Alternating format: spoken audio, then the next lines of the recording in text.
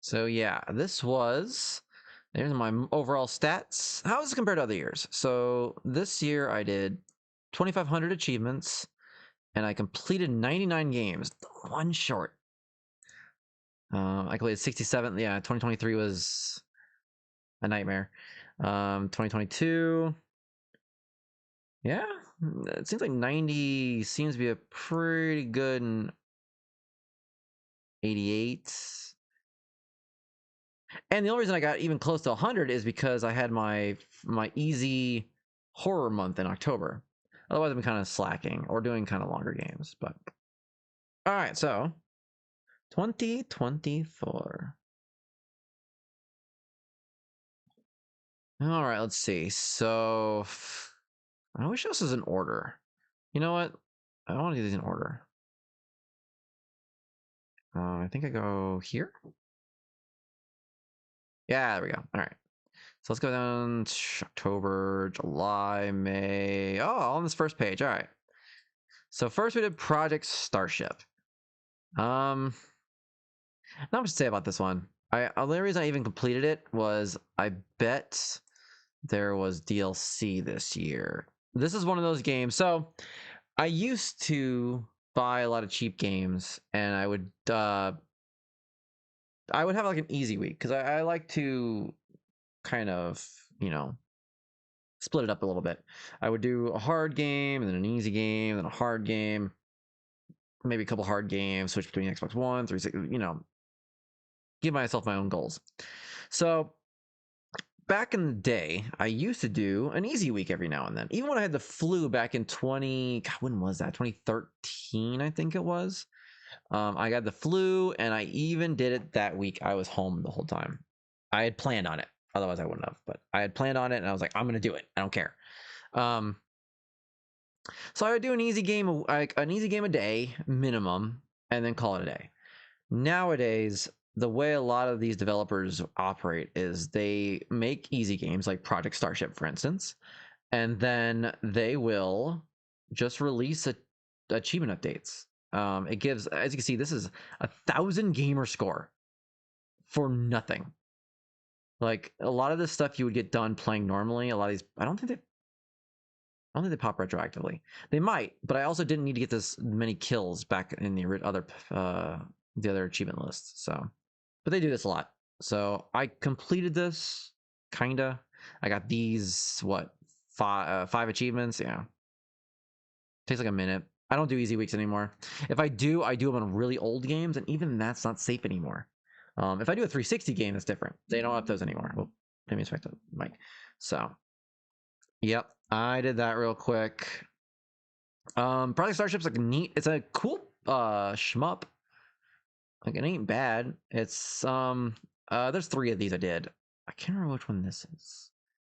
This is a little more bullet helly than the other ones are, but it's still okay. It's not terrible. I've definitely played a lot worse easy games than that one. All right. The next, what was it? Oh, Disney Dreamlight Valley. Now, this didn't get any achievements, sadly. This is one of the few games where I would have been okay if it had gotten new achievements. I really enjoyed this game. It's very similar to Animal Crossing.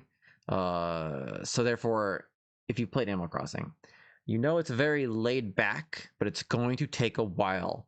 A lot of this stuff. What was the main one? This one. Dreamlight Duties takes a long time. Long time. What was the main one I had to wait? Not this one. Gosh, shoot. It's been a while since I did this. Player's House, Local Biomes. What was the main one I had to wait this long for? Night Thorns, that's what it was. Because you only get a certain number of Night Thorns a day. That's it. So I had to wait. Like it takes forever. And then once I got this, I went through and got, I started harvesting vegetables, catching fish. That kind of dragged, but yeah. Then I started making a real attempt. When this came out, this was near impossible, doing the 30 houses, but there's a lot of characters now to build houses for at this point, so easy peasy. let's see. Next, Null Drifter is another one like Project Starship was. It came in a 3-pack, I believe. I think these are all the same developer. I want to say Panda Studio, and they're all published. I avoid East Asia Soft games anymore. They're just stupid. Oh yeah, there it is. Yeah, East Asia Soft Indie Shmup Bundle. What a mistake that was. They haven't come out with any updates in a while. Because let's see, this was March 2023, and then this one came out in July 2023, and then this one came out in January 2024. So we're overdue for one. I think hopefully that means that they're just done updating them. I don't want easy achievements. I don't. If I have to return to a game, I want it to be something I wanted to play, like Disney Dreamlight Valley or a Fallout game or something. I think that actually is going to be on this retrospective, but Null Drifter is actually probably the more unique of the 3. What was the other one? It's Project Starship, Red something, and then this one. And yeah, I don't know. It's another shmup. It's kind of neat. I like the aesthetic of it. Took 5 minutes to get all the achievements. Whatever. Race Pro was another one I was lollygagging on for a while. This one is a very, what's the word I'm looking for? Bare bones simulator. So it's not this isn't your Forza Horizon or Need for Speed. This is a full-on racing simulator where you slide out so easily. You can't take much damage. You're driving a real car. Huge pain. Once you get the hang of it, though, it's not terrible. As you can see, I worked on most of this I started it in August of 2023. I can't remember why. I think it was maybe for a contest or something. And then I didn't it was just so boring. I didn't really get back to it until December. And then that's when I really started hitting it. Like in January, I was like, okay, it's time to get this done. And I started winning faces in professional. And yeah, again, once you kind of get the hang of it, it's not terrible. It really isn't. It's still pretty frustrating. One wrong turn and you're boned. Might as well just start over. Yeah. I don't know. This one was pretty boring.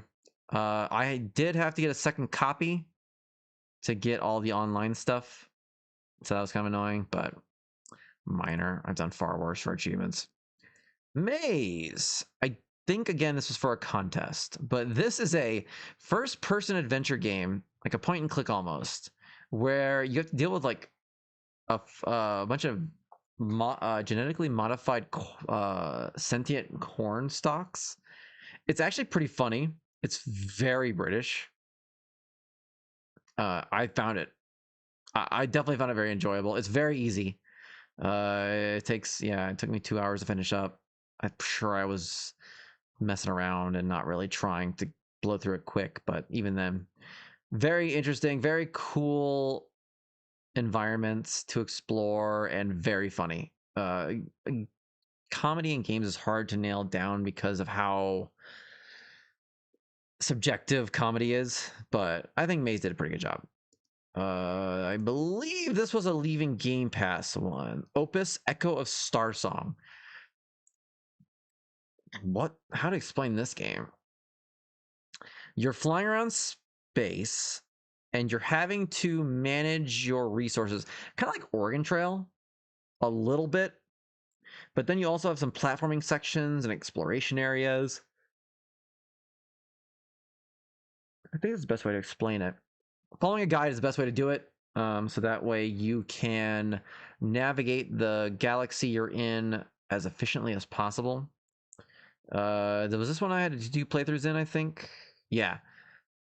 So there's a speedrun achievement. There's an achievement for never failing, and 10. Yeah, I did all those in the same time. So, and never been hit once. Yeah. Definitely 2 playthroughs. If you can manage to do in 1 playthrough, you're probably not enjoying it, which, more power to you. If that's what you want to do. I did it in 22 hours, even then, 2 playthroughs. Probably 22 hours. That timer's never quite accurate, so I guess that's what it is. What did I do next? Nickelodeon All-Star Brawl 2. Was this... No, it can't be leaving Game Pass. I must have started it for some reason. Wonder why I did this. I could bring out my blog, but whatever. So yeah. This is Smash Brothers with Nickelodeon characters. It's fairly competent. It's not quite as good as Multiverses. I will say Multiverses is probably the better product. But it's had a neat what was that mode called in Smash Brothers? The Subspace Emissary. This had a very similar storyline campaign mode that was not too bad. This is a pretty cool game. It was very easy too. It's pretty easy completion. I don't know why it has a 4.77 ratio for 6.64. 7.53. Huh. Weird. Anyway, yeah, I don't know why it's so hard. It's got such a high ratio. It's not bad. I'm sure this is mostly Game Pass fluff. No. Game Pass bloat. That's what I'm looking for. Wow. Seems like a fun game. I enjoyed my time with it. I don't know why I keep doing this to myself. I did Lego Indiana Jones 2 around the same time. I really should look at my blog and find out why I did these. I definitely like on this, I'm pretty sure. Oh yeah, see I started in like yep. Okay, I remember now. This was a cleanup for some TA event. I don't remember what it was. But it's why I started Race Pro, Lego Indiana Jones, Maze. I started these for some reason. I just don't remember why. Anyway, so I got around to it this year. Really got to actually finishing it up. It's a Lego game, and these are like the older ones where they were still kind of one note. You went into a level. This was the first one with open world hub areas. They weren't quite at the level of like Lego Batman 2 or 3 even, I think is the main one that really changed all that, but I don't know why I keep doing these. I think it's because I own them. Might as well get around to them, but they're so boring. I never finish these games feeling good about my choice about doing them. Might and Magic, Clash of Heroes. I bet I started it last year. Oh yeah, see, August. I'm almost doing something in August. It's another one of those games where I started for a contest or event. This, how do you explain this one? It's kind of like a match 3 where you're lined up in columns, but the only difference is this one is all about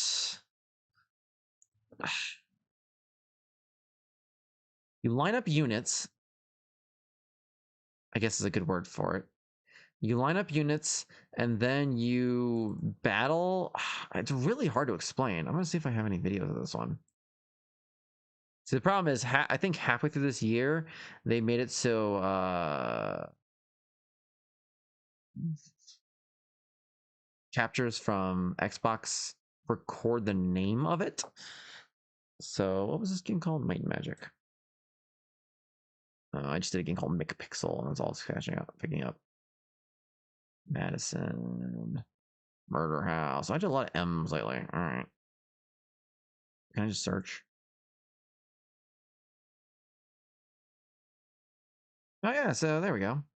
Can I show this? How would I show this? Let's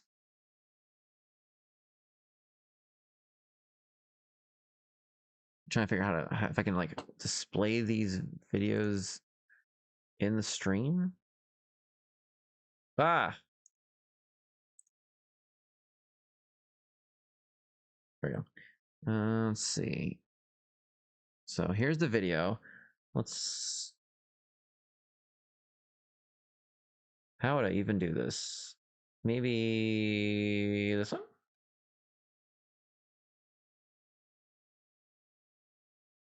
Hey, there we go. Perfect.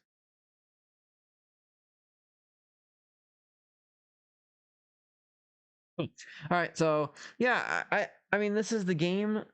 You kind of like see you set up units, and when you combine, when you match 3, they attack. and it's a strategy game, it's a puzzle game, and you do little RPG battles that way. I'm not sure how else to explain it. It's definitely it was a hard game to come to grips with at first, just because it's so different. It really is just something that you have to play and get used to playing.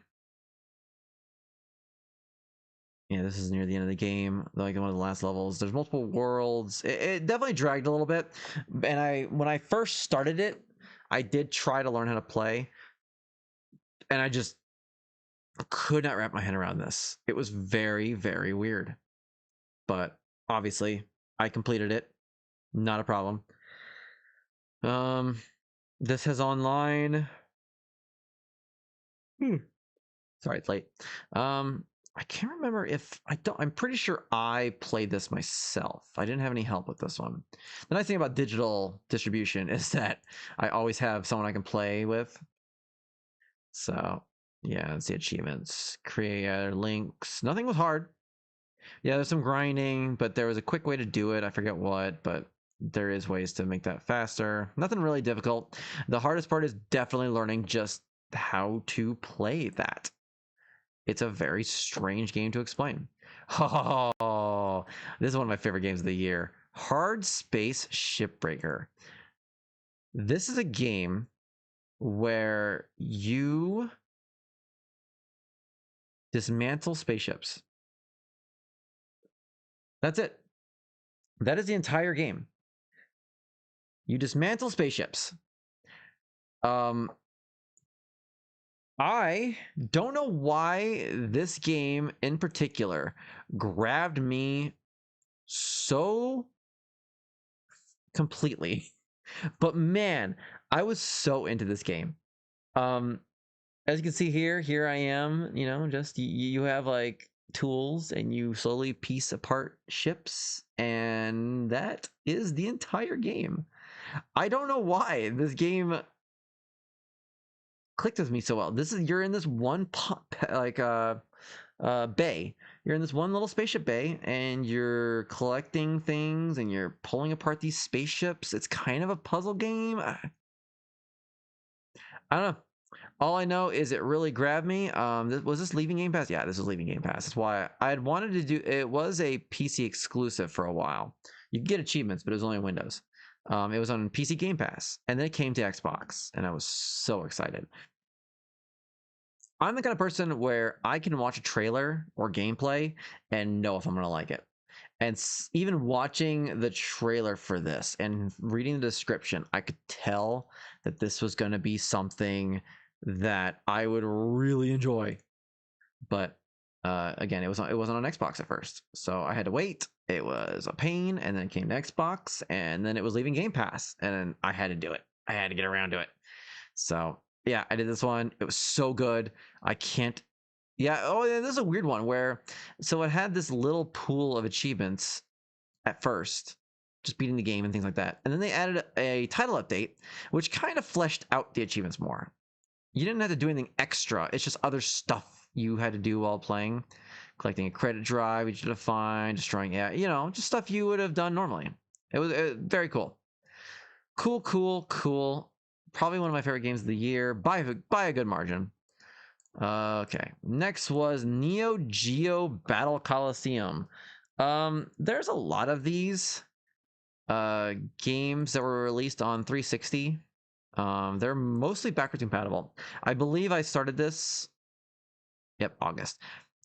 I'm starting to remember now. I think this was TA Bingo, where you had to unlock like an achievement every couple. What's the word I'm looking for? So you had to unlock squares of a bingo board and daub it by unlocking an achievement in a game of a particular genre. So for instance, this one I started for the fighting genre. That's what all these were started for. I remember now. This is pretty easy. This dude was an a-hole, so is this guy. But there's tricks. Like, these games are so old. They're from the Neo Geo. So they're pretty old. You can find strategies on how to cheese it and what characters to use to make this as simple as possible. Yeah, it's a pretty short completion. You're gonna need a, yeah, there's another online one. Again, I could play by myself. I have multiple Xbox Ones and a digital license, so not hard to figure that out. That was a pretty cool one. I didn't mind that one too much. This was this one of the ones I started for that? I think it was August, yeah. So this is probably like a first person shooter or something. Huh. This one is definitely it's definitely a very interesting game. It's a first person shooter, but it's a little more strategy. Funnily enough, it's done by Gearbox, I believe, right? Yeah. Gearbox software. Um It's a World War II shooter. You can kind of a squad based. That's the word I'm looking for. It's squad based. You can control your squad. I don't know. I didn't use that feature very much. It was just easier just to shoot. It's also very realistic though. You will die very quickly if you're shot. There is no messing around there. You will die quickly. The hardest part of this completion is the online, because this is one of the few games where you need let me find it. I believe you need the 6 people. I didn't start the campaign until I did the online. Yeah, I finished the online first. Yeah, you need, what is it, 6 people, 4 people? Huge pain. You need a lot of people to get it done. It's just annoying, but I got it, obviously. Oh, and I started this in August, so I was able to jump on. There's this achievement you have to get on September 17th every year. So yeah, since I started in August, I quickly jumped on and then and grabbed it back last year. And then yeah, I got around to all of the rest. There's collectibles online. Every achievement hunter is what they hate. Blood Knights. This probably is action RPG for the bingo. I should probably find that bingo actually. One sec. I bet I have it in my blog.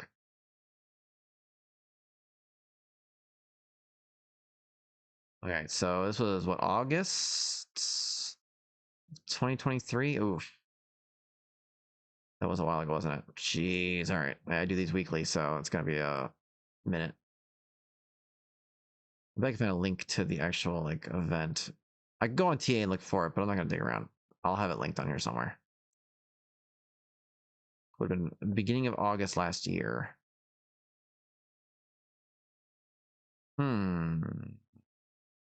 December. November. Oh, getting close. October. September. August. Okay. So August, it would have been the first week of August. So it looks like this one. Maybe. No. It would have been this one. Oh yeah, look at all those games I started. Yeah. There it is. Genre bingo. Ah, yep, see? So yeah, I had to daub each space with a game. And so you can get an achievement in games you've started already, but I have such a high completion percentage of my tag that doing this is impossible. So instead, I did in my own challenge where I started a new game for every single square. Every single one of these games you see here is probably something I'm about to talk about. So anyway, all right. So Blood Knights was, what was that? That was action RPG square right there. So this is not a good game. I've actually started it before and then backed out because the opening section was so painful and real bad.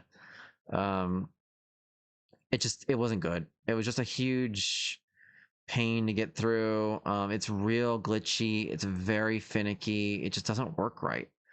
I'm not sure why they thought it was a game that they should like release, you know? But hey, they did, and I got all done. It's pretty annoying. I'm not sure why in the world they thought that this was worth doing. I think, is it backwards compatible? It's not, right? Oh, it is. Oh my god, this game is backwards compatible. Oh, no way. That means I can go on my Xbox uploads and get a video of it.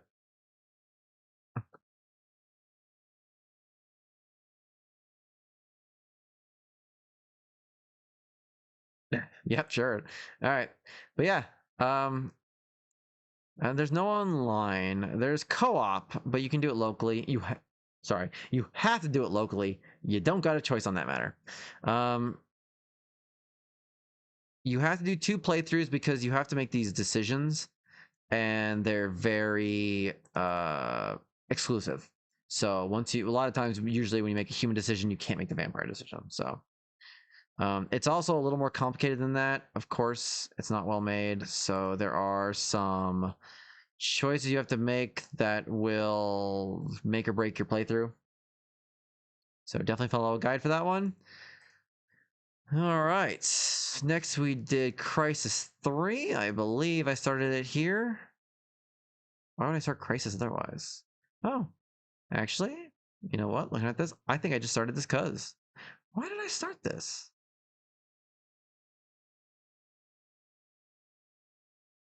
You know what it was?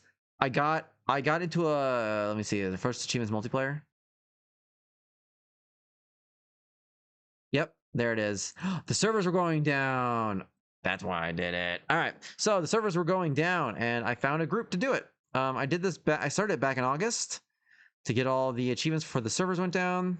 It was pretty easy, and then I actually finally got around to playing it this year, back in March. So it's a first-person shooter. I'm not really sure, what to say about it. It's not super complicated. It's pretty simple, straightforward. You pew pew and you stealth. It's a little more. It's definitely more fun than the first game. That's the only game in the series I'd ever done at this point. Um, I don't know. I enjoyed it for what it was. Did I do more than one playthrough? Let me see.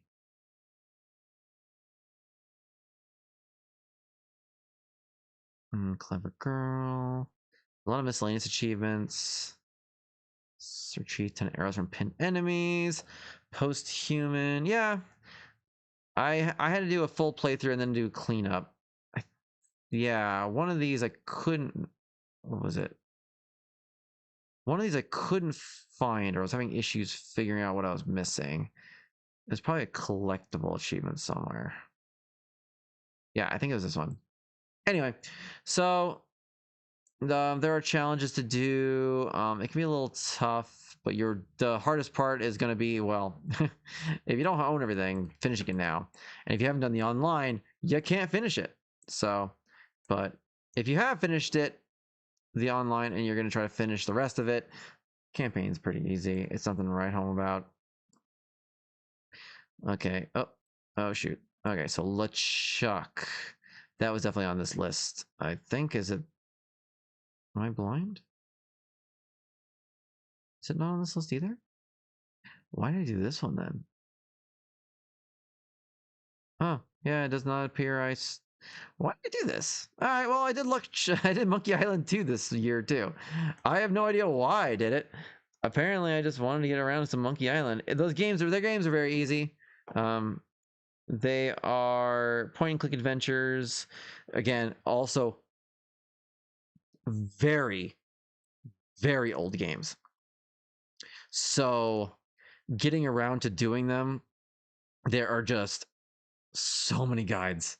There are speedrun guides, there are spoiler-free guides. Like, however you want to approach this game, you will find a way to do it. Oh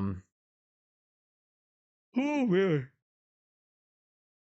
Yeah, as you can see, there is a speedrun achievement. It was annoying. I did that second because it really is. Again, there are so many guides out there. Oh, I did this the first try.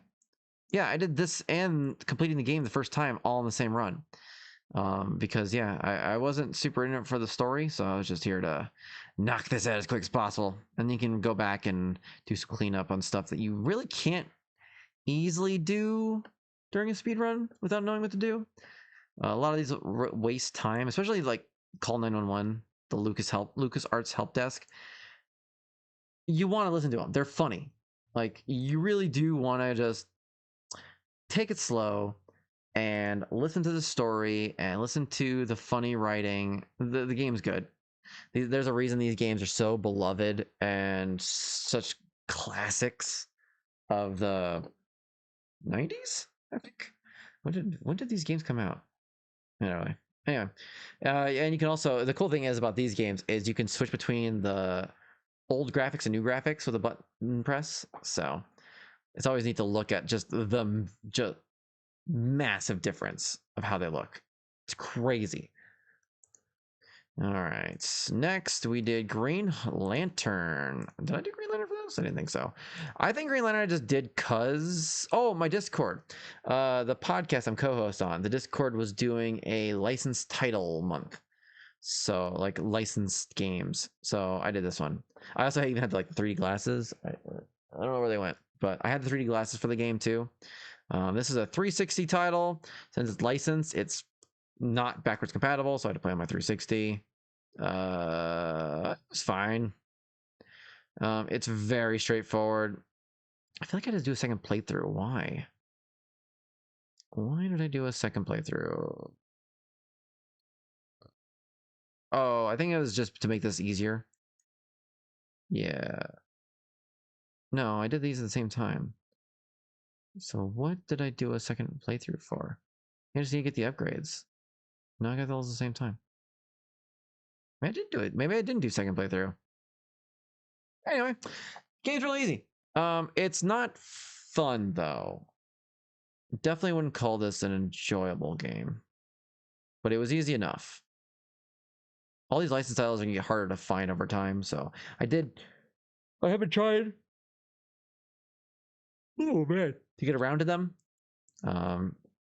Not easy to do because again, you can't buy them digitally. So, speaking of Fallout, as I said earlier, Fallout 76 got an update.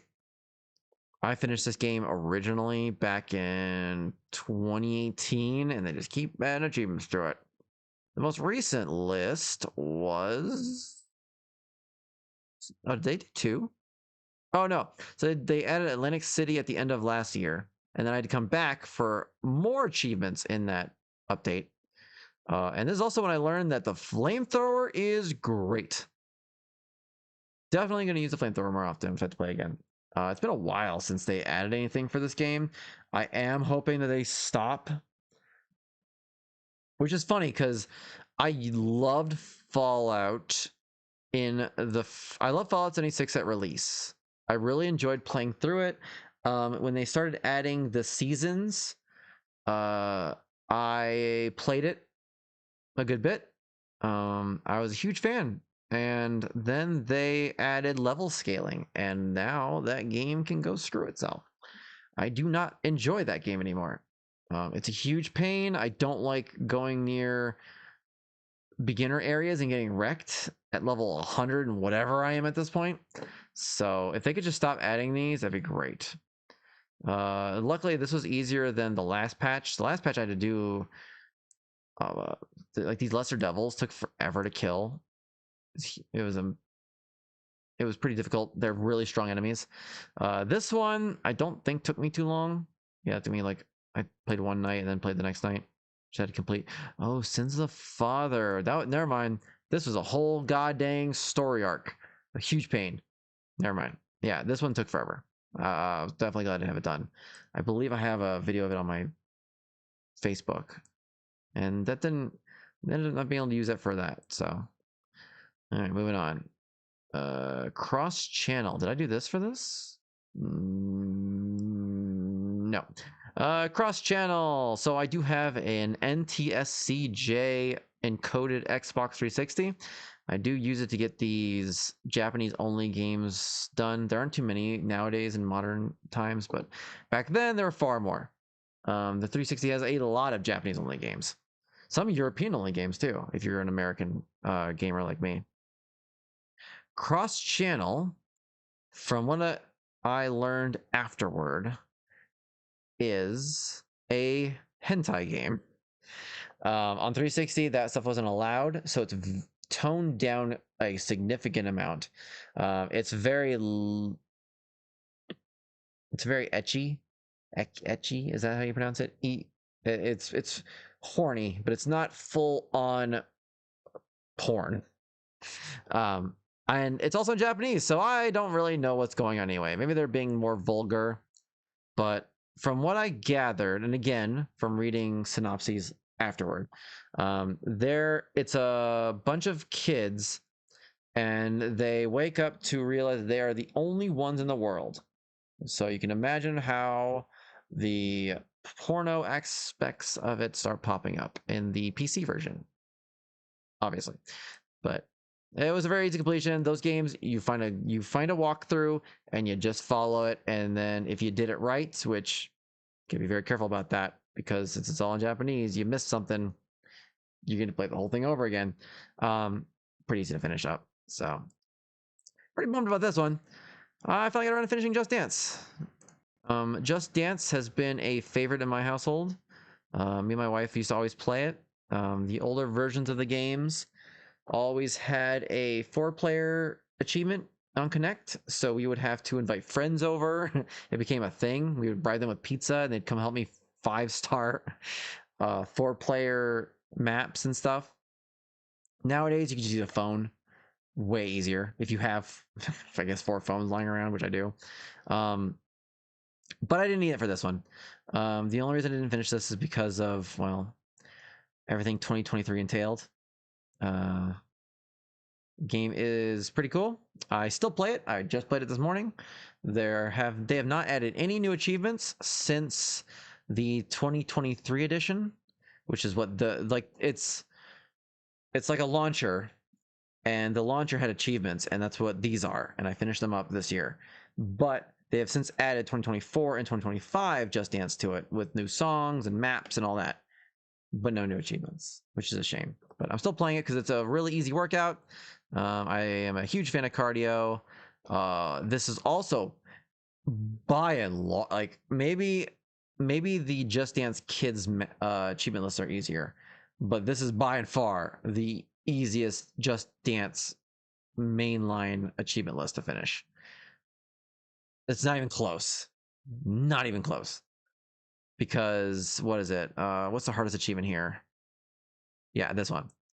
So you just gotta find a song you're good at and Megastar it twice, and you got it done.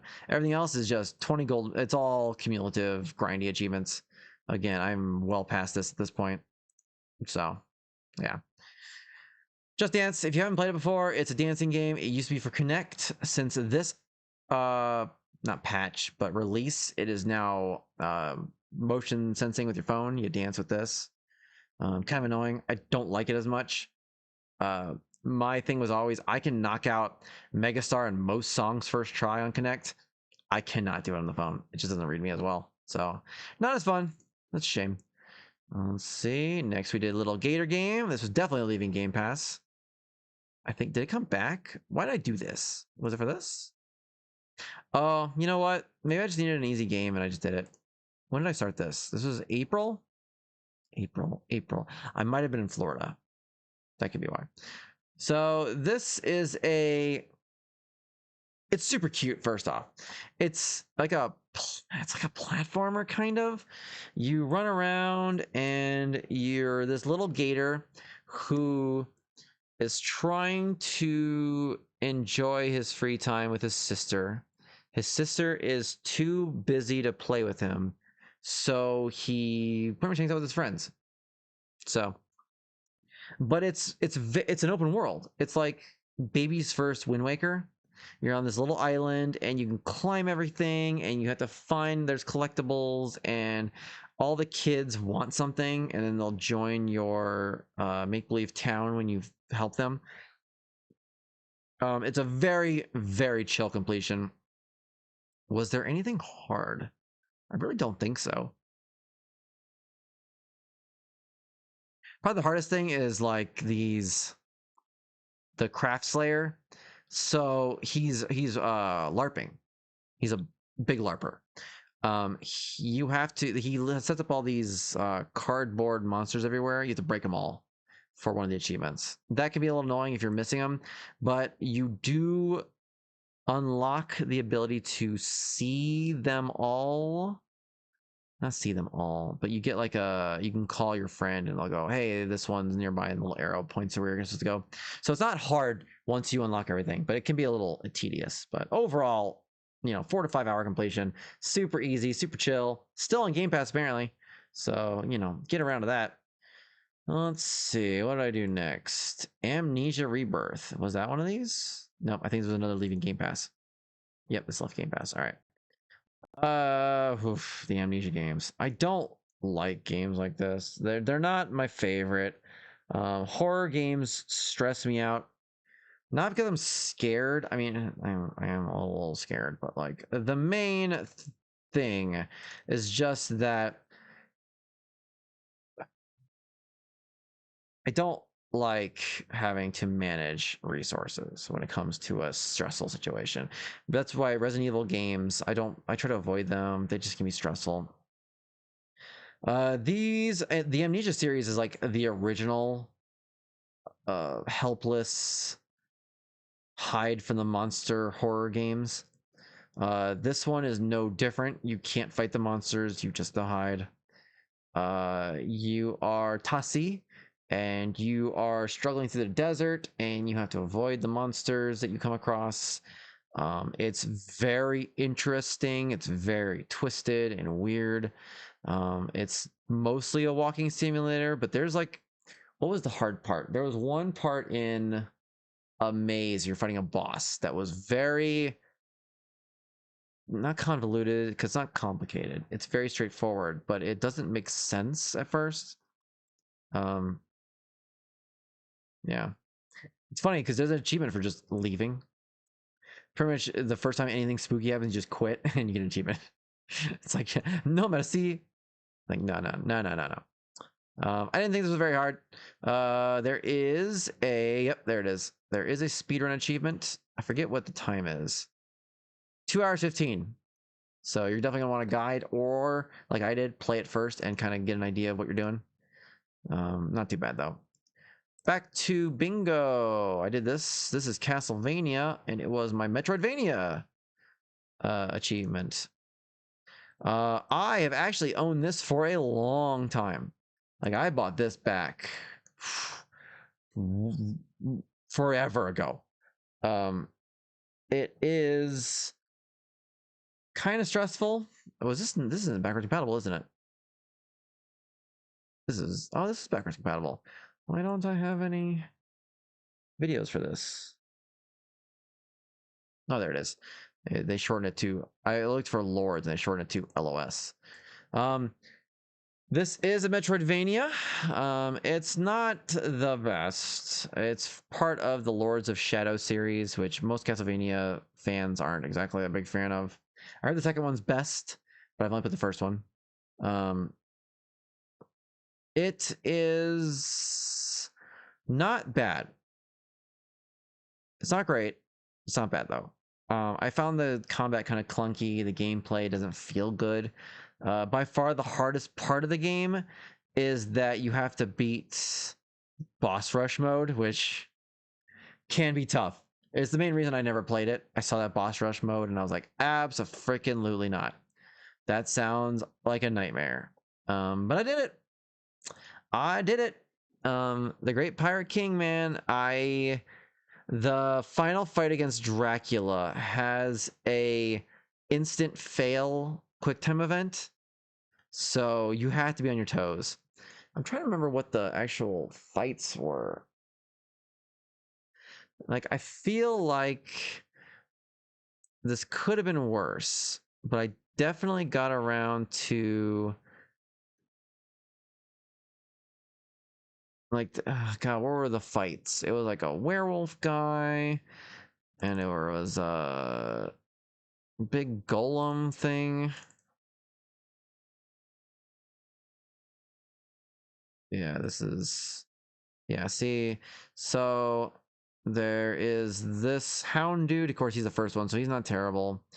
There is that's kind of like how you cut your teeth on it. You know, you if you can't get that, screw it. You're so boned. Um, then there is was it death next? Yeah, death can be tough, but also if you get it down, you can kill death pretty quick without it. This is kind of your rest phase, the succubi or Lilith or whatever her name is. This is an a-hole. This mass dog thing. What a pain. It has a weird hitbox and abilities, and it's just annoying. Same with this guy, the Lord of Demons, I think he's called. He was also pretty annoying, but a little easier, I think, to manage. But he does have this. So there's all this, and you're fighting him, and then you go up on this very small area. Let's just yeah, this little small area where you have to be on your toes and you have to take him out quick or you're gonna die. And then Dracula. And Dracula, you gotta take it real slow. Then you gotta fight the big guy. He's pretty easy. This thing is real easy. You gotta fight the big thing again, and then the Dracula fight. Which again, this whole section is all quick time events. And if you fail, you're done. Start over. The very last bit of the fight, you get killed, and yeah, very annoying. This was a proud one. This probably, unless I come up with something else, I think this might be my proudest completion for the year. Probably one of the hardest ones I did. 4.87 ratio. Oh wait, 5.54 ratio for the hardest achievement. So yeah, I would say that's probably up there. Again, I never thought I'd get around to it. So God, I did Piku Niku this year. Dang. That wasn't for this, right? Yeah, I think it was a leaving Game Pass choice. Yeah, it's gone. Piku Niku. Piku Niku. How to explain this one?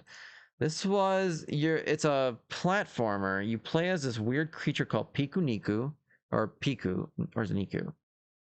I think Piku Niku is the name of the other character. Oh,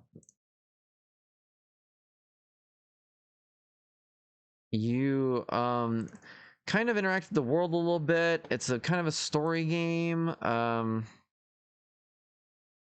Either way, it's an easy completion. You'd be hard pressed to screw this up. You are gonna need a couch co-op for one level, and you have to speed run it. Thankfully, my daughter is at the point now where she is pretty proficient with video games and was able to help me with that. She killed it, actually. She did a great job. But otherwise, there's collectibles. You're gonna want to keep that. They are missable too. So I think one bug or something. There are some mini games which are annoying. There was this dancing rhythm game that was a pain, kind of, but I got it like I think second try. So it's not terrible. Overall, I would say this is an easy completion. Yeah. This couch co-op though is going to be a stickler for a lot of achievement hunters because they don't have friends. That's the joke. Next we did Eastern Exorcist, which was also leaving Game Pass. I definitely did not expect to do this one. I remember testing this on my alt tag when it was released to Game Pass. What a pain. This is what was what are they? I'm trying to think if I would call it a Souls-like. I think I would. I think I would call it a Souls-like. It's a 2D Souls-like. It is all. It's far more like not Suikoden. What's the one Souls like where it's all about parrying and fighting? I think I can't remember what it's called. I think Way of the Sword, Way of the Blade, what is it called? Anyway, so it's like that. It's all about parrying. You have to be on point. You can struggle bus it. That is how I did it. I did not take my time to learn how to play this in any way, shape, or form. You do need to be ready though, because like that end boss fight, freaking heck did I rage at that. Oh my god. Uh, the bosses can be a pain. It's not terrible though. I think most people that have any skill at gaming can probably get through this pretty easily. Yeah, this is kind of pretty hard. I had to beat it on level 1. So no upgrades. No upgrades at all. Huge pain. Also couldn't heal a lot. Yeah. You want to make sure you have your playthroughs planned out. I think I did I want to say, yeah, I'll say 2. Pretty sure I did 2 playthroughs. Cool game. Norco, another Leaving Game Pass one I did. This is a point and click adventure. So right away, super easy. You ain't got you won't be struggling playing Norco. I liked it because the aesthetic, it was very strange. It's all not, I want to say steampunk, but that's not quite the word for it. Like grunge punk, like what? You're in a future, shoot, where's Norco? It was like lost, like Louisiana or something like that. Um, it's a really interesting mystery. I was definitely intrigued on what was going on. Some of this also didn't make much sense. What were the achievements like? I don't think it was really hard. Yeah, you just finished the game. I did it all in one run. Follow a guide. Like most point and click adventures like this, you're gonna definitely want to follow a guide to make this as painless as possible. I mean, my final achievement's finishing the game, so I didn't miss any achievements. Yeah, this one's one you're gonna definitely want to enjoy for the story. You're probably not gonna be too intrigued by the gameplay. Let's see. Next we did was this another Leaving Game Pass? It was. Eiyuden Chronicle Rising. This was like a, what's it called? What's the word I'm looking for? A side-scrolling action RPG.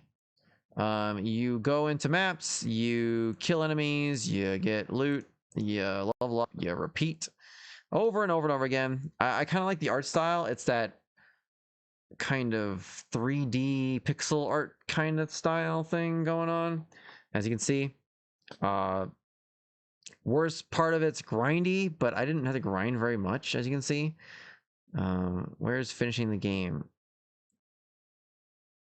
Oh, is there like a game ending game achievement? Oh, there it is. So the 5th I finished the game, and the 6th I finished all the grinding and stuff. So yeah, not very hard back in May. It was fun. Nothing to really write home about. Definitely easy at least, so that's good. Let's see. Next we did Skylanders Superchargers. I don't think I started this for this. This was just a game I've been meaning to get around to. I do like the Skylanders series a lot. Skylanders is a very cool game.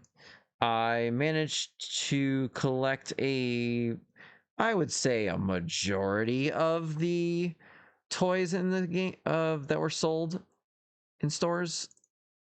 Superchargers. Each game has a gimmick. For Skylanders Superchargers, it's all about cars and vehicles. What something ticked me off a lot this time. What was it?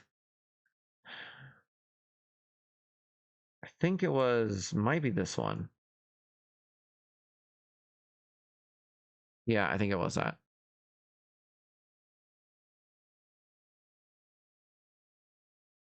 Yeah. Yeah, that's it. It is. All right. So yeah, the game's pretty easy until you get this racing thing. Oh my god. It's Mario Kart. It's Mario Kart. So the AI can sometimes be I can rubber band pretty hard. So you're just killing it, and suddenly you make one tiny mistake, and the entire field of enemies just blows past you, and you're done. You lost. Otherwise, it's all easy grinding. There are daily quests. I don't know why they thought that was a good idea, and you have to be online to access them. I guess you don't. Maybe you do. I don't know. But either way, it's just that's the only reason it took longer because I had to get through that. Oh, even worse. Is it Hugo or Tessa? It might be Hugo. Maybe they both do. But some of them will give them. They'll give you missions for toys you don't own. So like, oh, it'll be like, oh, you need a dark boat for this one, and you're just out of luck. Again, I have a lot of the toys, so I didn't run into that this time. I think I did on the 360 version, but I did not on this time. I also think the 360 version was glitched in some way, but Skylanders is easy. If you ever played them, they're very fun, very simple action games where you put the toy on and you run around and kill things with it. I'd say the hardest of them is probably Skyforce or Swap Force. No, not Swap Force. What was the one before this one? Shoot, what was the game before this one? I think that's the hardest one. Where is the series? Boom. I've done them all almost. I've only done Trap Team. Trap Team is the hardest, I would say. It looks like the ratios reflect that.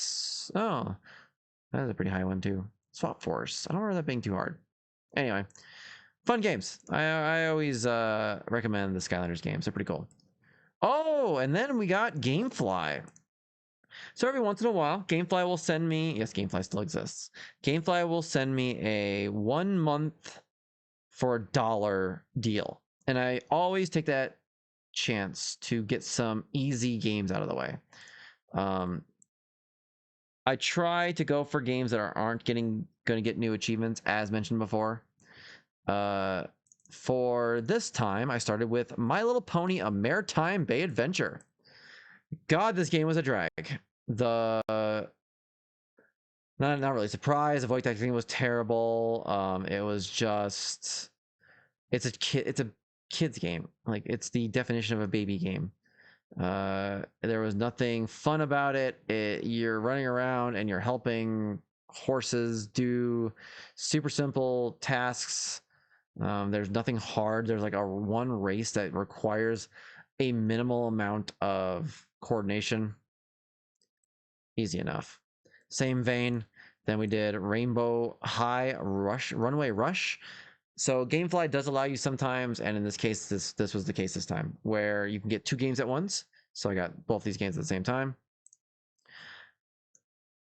I don't know much about Rainbow High. I believe it's just color-based Monster High, which is something I didn't think I'd say ever. It's so My Little Pony was boring because it's a kid's game, but it was at least, it looked like they'd put effort into it. Rainbow High was bad. The effects, the graphics, the acting, it's so the writing is so bad. It's so bad. It's just the worst drivel you could possibly think of. I laughed so many times, not because the game was actually funny. It's because they have these dumb facial animations they do over and over again, where they all just stare at each other. And yeah, this scene is perfect example of what I'm talking about. What? Why? It's so bad. Yeah. I always try to get games and gameplay that I would never want to buy, and probably won't come to Game Pass. So, the achievements for this one, yeah, not hard at all. There's this complete a mini game in hard difficulty without losing a coin, which might seem tough, but there are some pretty easy mini games, so nothing to worry about. On the about as opposite as you can get from freaking My Little Pony and Rainbow High. I cannot express how much Zegapane picked me off. I rated this game like I haven't in a while. Zegapane, as you can see, oh, is this all just okay? Let me fast forward to this because I think it's all my gameplay. Zegapane is a Zone of the Enders kind of game where you're flying around space and you're shooting enemies. This is, even though the achievements aren't English, it is completely in Japanese. It is one of my Japanese import games. There are 2 discs. There's Zor, which I've owned for a long time, and apparently, I didn't know this at the time, the much rarer Not. Zor, I think I got super cheap on eBay years ago, back when 360 was still a mainstream main console. And then this year, when I started this, I'm yelling so much. I got Not. Not cost me $100 alone, and I will be selling it for that much. They are parallel stories. I couldn't tell you what's going on, as you can see in this video. That's all in Japanese, so couldn't begin to tell you what's happening. There are some pretty rough achievements. Let me see. Not okay. So Zor, I finished Zor first, and I was like, okay, not terrible. It got frustrating at times, but it wasn't as bad as I thought it would be. Then I got to Not. Not is hard, like ball bustingly, pants wettingly difficult. I was so angry. It's mostly this obtained all available parts and skills. There are various guides on how to do that. They aren't all accurate. It is not 100% of what you're supposed to do for a lot of it. The guy who wrote this guide for this game on, I think TA actually. Just TA is the one with the guide, right? I think. Scroll up. Yeah, there's a walkthrough. I actually had to correct them. They were wrong on a lot of just how to get some of these achievements. If I'm not mistaken, the hardest part of it was some of the end fights.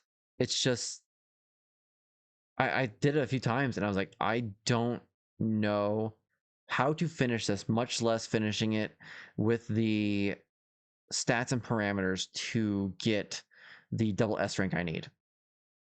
Because yeah, you achieve double S rank on all stages. It was pretty devastating a lot of time. I know I don't have like most people not many people watch this content, but like if you had watched me on the stream, I was just losing my mind, which I try not to do on stream, but it was bad. If you do Zegapane, be ready. Be ready.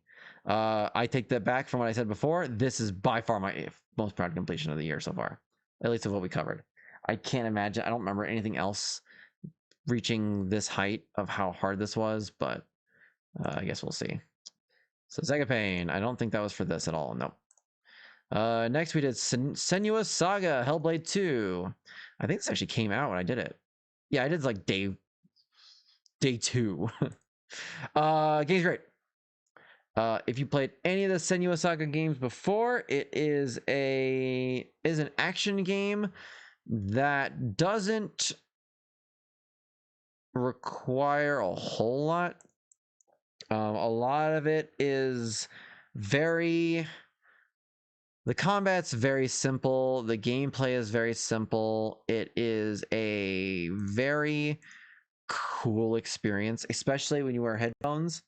Senua has a mental disorder that is personified as she thinks of it as the like not harpies. What am I thinking of? Anyway, it's constant whispering in your ear. It is legit off-putting. If you have good headphones and you really got that turned on and it's a lot. It is very overwhelming just constantly having these voices whispering in the back of your head, and it's very cool. The first game did the same thing. I just don't think people took to this one as well because it is essentially more of the same. I mean, it's a different story, I enjoy it so much. It is definitely a progression of Senua's Tale, but if you played the first game, you played the second game. The graphics don't even take that much of a jump. No, I think they do. The character models are really impressive, but I don't know. I know I feel like most people didn't flock to this one as much as they did the first game, but it is still a very easy completion. So if you want to do it, hey, go for it. Oh, look, and then as I was working on those, my next Gamefly game came. My Universe, My Baby. This is, they don't make these anymore, really. Like, this is a rare thing to see a girl game because that market dried up after the DS. I feel like the DS, it was pretty prevalent because they were hitting that casual market real hard. So they were like, oh, we can get old people and we can get girls and, all these people to play our games. Yeah. But anyway, the My Universe games still exist. They still make a few of them here and there. This is taking care of a baby. That's it. It's a very easy completion. You take care of a baby throughout, what is it, 36 months old? You have to do little side, like right here, I am teaching it to roll over. Yeah, I was teaching the baby to roll over. Very cool. Easy completion. Kind of takes forever, but it's not grindy or anything like that. The only way to progress is to do the things you need for the achievements. You'd be hard pressed to miss anything here. That's why they're all marked with storyline achievements. So, yeah. I would not recommend that unless you really want to get it done. Next Gamefly game also came, Fast and Furious Spy Racers Rise of Shifter. This was way more fun than I thought it was going to be. Like, it's a Fast and the Furious title spy game based on a kids cartoon. And I believe the Spy Racers part, like, there was a game called Spy Racer back in the day. Spy Hunter. Never mind. So scratch that part. But I enjoyed it. It's a very inoffensive racing game. It's fun. It's very easy, which is always nice. Yeah, I enjoyed my time with this one actually. This is probably the first GameFly rental that I enjoyed this time. The racing feels pretty good. There's plenty to do. I minimized my window. You pretty much want to just, I don't think there's anything missable. Yeah. You can just kick butt, enjoy yourself, and get most of the achievements done. Well, I forget what unlocking entailed. I think it might have been money or currency of some sort. Yeah. Anyway, cool game. Definitely recommend it if you want a quick, easy one. Gatling Gears, was that for this? I don't remember my thinking on starting some of these games. Because Gatling Gears, yeah, I don't know why I did that. I don't think is this even a backwards compatible title? Oh, it is, okay. Gatling Gears is a twin stick shooter. It is in some mech universe where there's a couple games. I actually have the other one. Yeah, this game was pretty straightforward. It is notable in the fact that this veteran achievement, I did co-op with a friend, Neomaster, my other co-host for one of my co-hosts for the podcast. It was hard. It was really, really hard. We got through most of the game fairly quickly and easily. Oh yeah, here's the end boss fight, actually. That end boss fight, I was up until, God, when did I go to bed? It was like 6 o'clock in the morning, 5 o'clock, 6 o'clock in the morning. I was so tired, but we had started the hard run and I was determined that we were gonna finish it right then. And yeah, this end boss fight, we kept dying. and dying and dying, dying. It was so much misery and pain and agony, but obviously we got it done. But wow, that was it was no joke. It was very difficult. Now if I hadn't done Zegapane, I think this would be my proudest completion of the year. But Zegapane's still by and far and away one of the hardest games I've done in a long time. So yeah. And plus, this one I had to share that with someone else. Zegapane, I'm one of the very few people to ever finish that game. So, you know, way cooler. Actually, wait, how many people have completed Zegapane? 61 people, or 17 people out of the whole 61 that have ever played it. 71 people have finished it. Oh, has anyone finished it since I did it? That's a good question. Oh, one person finished it after I did. A couple months after. So, yeah, not exactly burning up there. Back to leaving Game Pass while I waited for my Gamefly games to arrive. We did the Bookwalker. This is another game I tested on my alts back when it was released because I was like, what the frick's a Bookwalker? What is a Bookwalker? This is a blending of, no, not even blending. I was gonna say it's blending of styles because you have some first person walking simulator type gameplay, but it's very minimal. Most of it is this isometric, gameplay you're seeing here. You are entering fiction novels, and you are trying to procure items.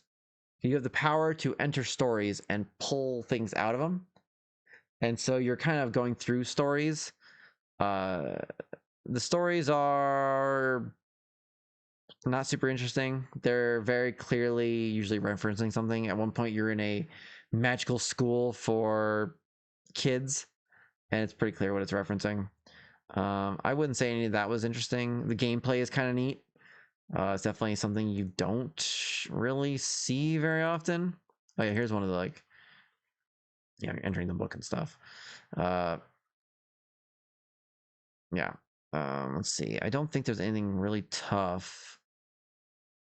The fights are kind of turn-based-ish, but there aren't very many of them. Yeah, but you do have to kill everything in the game. Did I do 2 playthroughs? I don't feel like I did. Did I do 2.5? Yeah, I must have played through again because, I don't remember. Maybe I used a save or something. Anyway, neat game. It was leaving Game Pass, so I got around to it. It's gone now, so if you didn't play it then, too bad. You're going to have to buy it. Sucker. Game Pass. So, as I said, usually when I do Game Pass, I do really quick, easy games. Get the bang from my buck. You know what I mean? But this time I was like, you know what? Let's do a game that actually is kind of tough. I have done all of the Xenoclash, I think they're called. The Xenoclash games. Xenoclash. They are on XBLA. There's 2 of them. I was going through games that were released this year or recently and that weren't really played by anyone on TA. This came across Clash, Artifacts of Chaos. This came across my feed. Feed's not the right word. That came across my search, my query. There we go. They came across my query. I was like, oh, that looks neat. Oh, we'll do that. I don't know what kind of game it is. I don't know what this entails. Nothing. Turns out it is the 3rd game in that Xenoclash series. Did not know that going in. Also, it is a Souls-like. So it's a melee base isn't the right word. It's a fist base because you're punching. It's a fist based Souls-like game. It's hard. It was pretty tough actually. You can struggle bus a lot of it.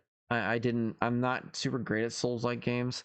I'm usually good at just finding something that kind of works and then exploiting it as much as possible and spamming like the same 2 attacks or whatever works. In fact, I believe there was some kind of cheese for this one, if I'm remembering correctly. Like some kind of ranged attack you get, and I was just cheesing it to kill bosses from far away, which I believe is part of Souls-like games. I know people do that. So, yeah. There's collectibles. Nothing's missable though. It's an open yeah, it's open world. You unlock the parts of the world as you go, or you can't go to certain parts, but it's still open world. And by the end, you can travel around most places. It's a little tedious because you have to walk a lot, and the enemies respawn. And again, I have never played a game like Dark Souls, but I think that's kind of what those games are. So not a huge difference, but it was neat. I was pretty surprised. Another Leaving Game Pass game, Bramble the Mountain King. This game was annoying. I remember this one for sure. There are more than a few. I think, is there a don't die achievement? Yeah, complete a playthrough without dying. Screw that. What a freaking pain. There are so many. It's, think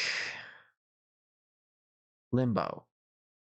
Those kind of games where this poor kid is going through just a huge nightmare, and it is constantly about avoiding instant death areas where you are just murdered out of nowhere, just constantly, always at a point where you are inches from dying and one wrong move and you're dead.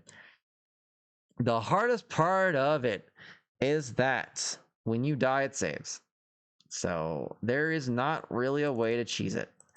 I don't remember. I had to. I'm pretty sure I scummed it using cloud saves, but it was not easy. It's very tedious and very difficult.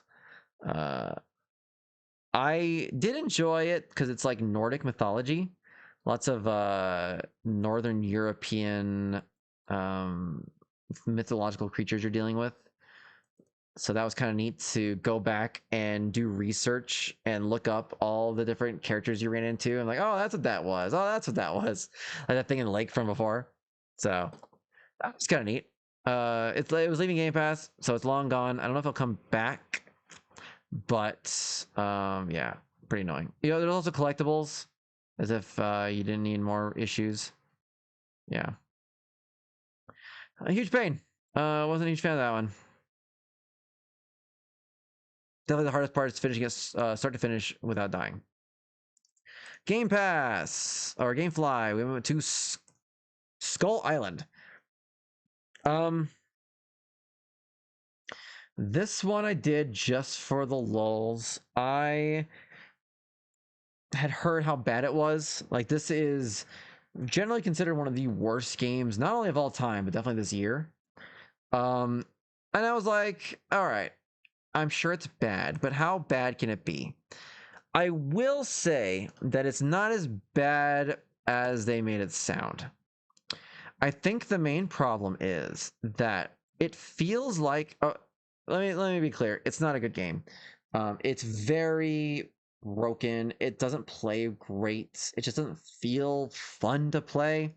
The main problem I had with it was it feels like a bigger game than it is, if that makes sense. It feels like the developers had a lot of neat ideas and they just didn't have time to implement or capitalize on most of them. A lot of the time, you are running around in just huge empty spaces. And I just feel like maybe they wanted to make a more, I don't know, complex game than they did. They failed. I'll say that much. They failed pretty badly.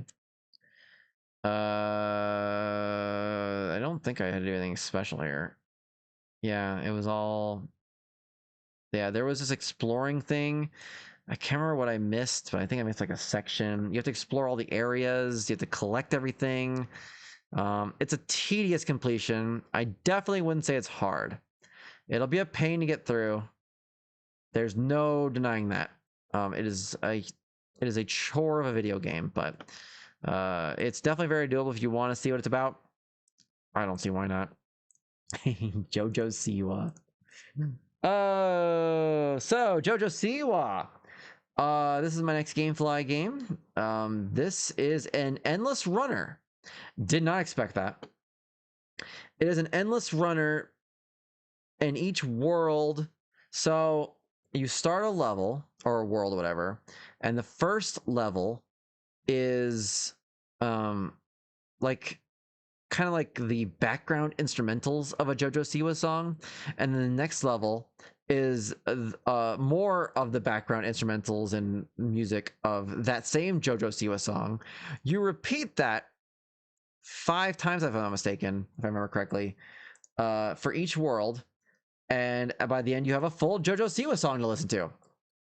I had never heard a single JoJo Siwa song until this game. There was one that I think was kind of catchy. Otherwise, it is about as bubblegum poppy as you can get.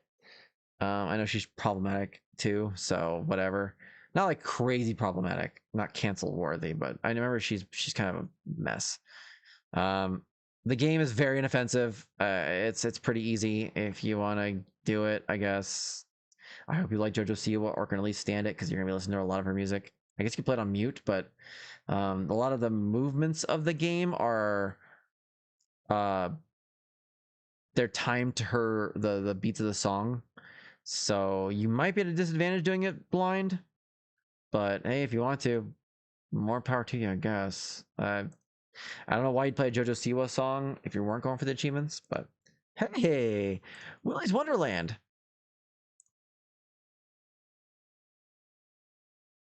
I wore the shirt for the stream. I actually got it in full like makeup and everything. It was a pretty fun stream. Do I have a video of that anywhere? I know I kept the video somewhere. I just don't remember where I put it. Oh yeah, here we go. So, this is a very simple beat 'em up. Fun fact, I got one of the devs to jump into my stream for a game coming up because I had posted this online. I made this. This isn't part of the game. I'm just showing my cosplay up in the top corner.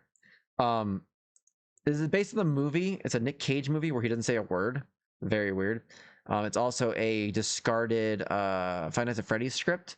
So it's about a bunch of evil animatronics killing people, and Nick Cage does it all with aplomb and in complete silence.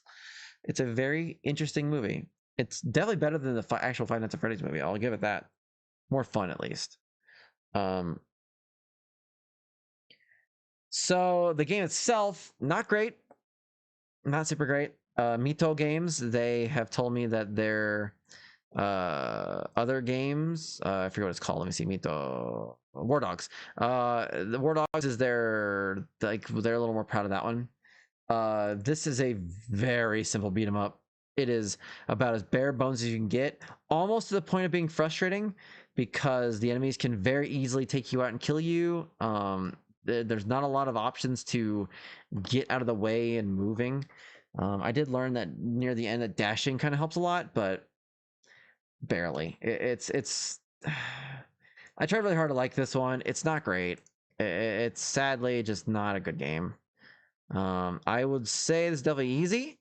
As you can see, I finished it in 2 hours. That again, I took pauses to do pinball because if you saw the movie, you'd understand. But yeah, game's super short. You can finish in about an hour, as long as you can kind of handle the poor combat and everything. But cool game. Oh yeah, this is the next game. This is where the devs jumped in while I was playing this. X Defiance, boy.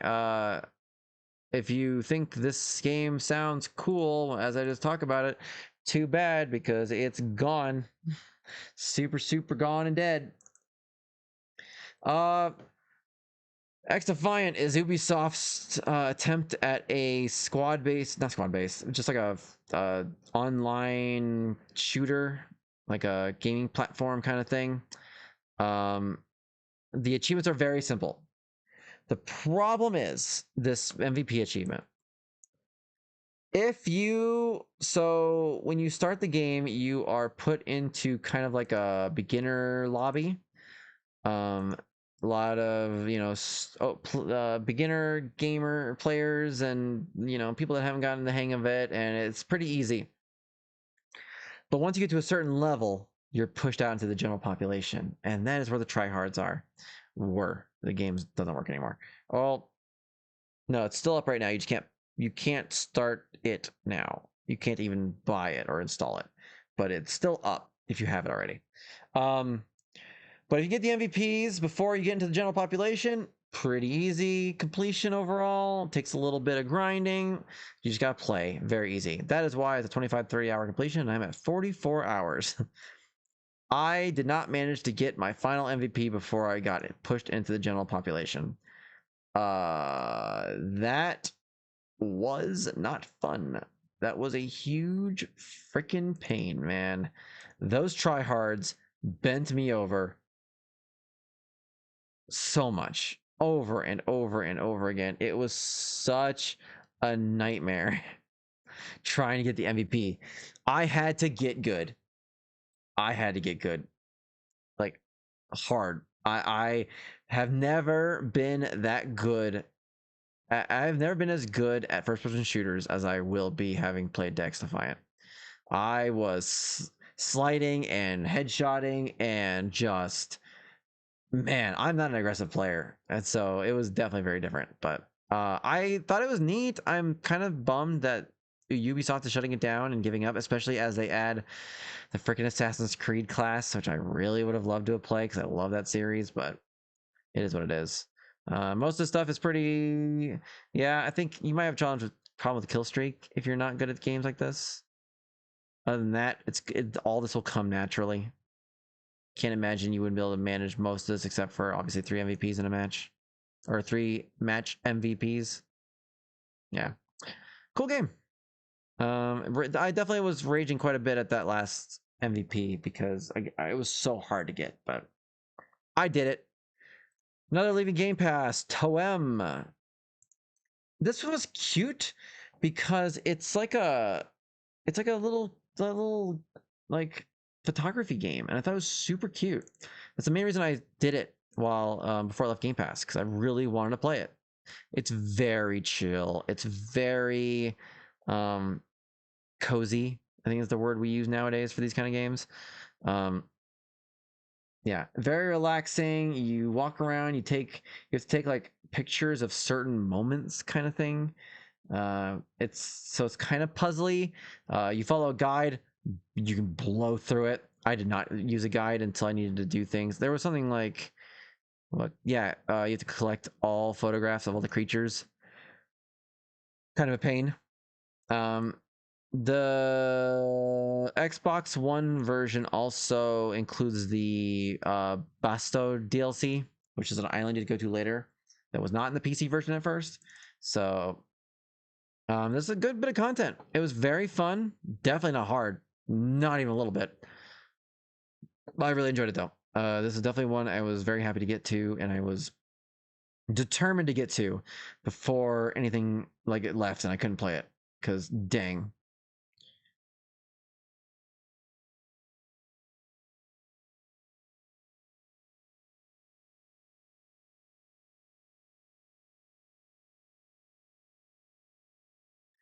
Let's see.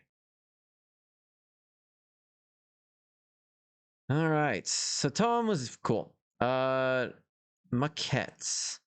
Maquette is a very unique case. I started this, God, sometime last year, I think.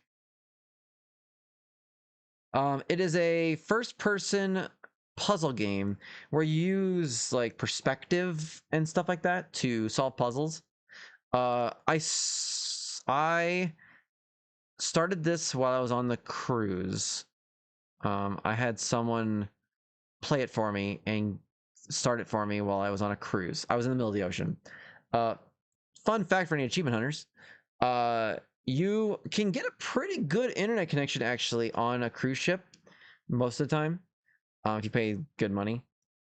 They have some kind of their firewall blocks whatever connection the Xbox app is trying to make, or an Xbox in general. So you're kind of boned if you're trying to play remotely. And I did not realize that until I was already in the middle of the ocean. Luckily, I had someone that was able to start this for me and keep my streak going. I was gonna jump on this as soon as I got back from my trip, but turns out the story is a little bit triggering for me, so I didn't get around to it for a while. I did finally finish it this year, of course. I just sat down and just blew through it. I was like, I'm done. Like, this needs to get off my tag. Probably the hardest part is every level you have to finish. You have to speed run. Some of these are really easy. I think it was one of these I finished in seconds. It's really short. Like, there's a glitch you can jump, you can burst through a bunch of events and get it done quick. I think this is the hardest one. I think it was. Yeah, but mostly they're pretty easy. Game's really easy. Follow a guide. The speedruns might be a little tough for some people, but if that's hard for you, you know, I don't know what to tell you. All right. Watch Dogs. I know for sure I started for this bingo thing. Yeah, third-person shooter. Oh, Watch Dogs. What a goddamn pain this was. So, I started it. When I started it, all achievements were accessible. As you can see now, these are marked discontinued. While I was playing it, that happened. They went discontinued. Ubisoft didn't take the servers down. In fact, I bet I could probably go look at the servers for this game, and they are online currently. Just something breaks that makes it so you cannot matchmake anymore in public matches. You can't quick match, and that's how you get the achievements. You can't get them in private matches except for the co-op missions. Those you can.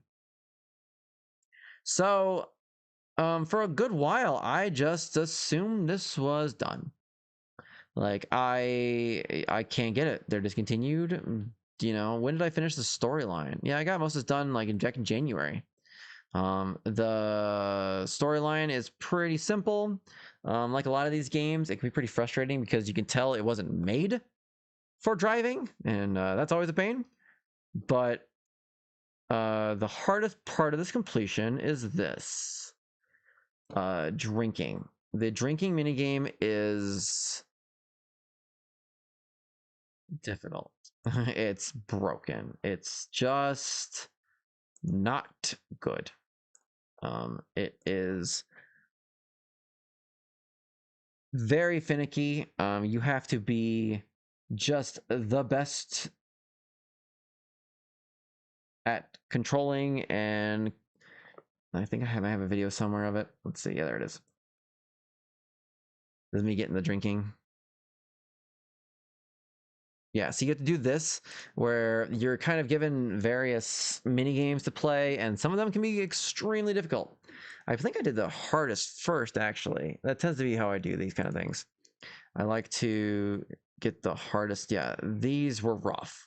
You have very little time, and you have to... Oh, that was actually finishing it up. Okay, so... Yeah, so... I didn't know what to expect. I didn't watch any videos for this going in. I just knew I was gonna get done.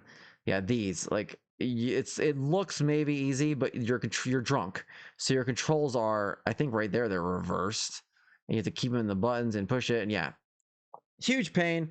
I managed to do it though, obviously, and then I was done. I was like, all right, guess I'm boned, and I just moved on with my life. But then miraculously, Ubisoft fixed the servers, and suddenly the achievements were doable. And as you can see, it was July 10th, and I jumped on and got all of them that night. I was not messing around. I made sure to get every single freaking one before they went back offline. That was very scary. Like, I was super worried about that the whole time. I thought that it might shut back down while I'm playing, which could have easily have happened. Yeah. That was scary. There is DLC. It's just a couple more story missions to do.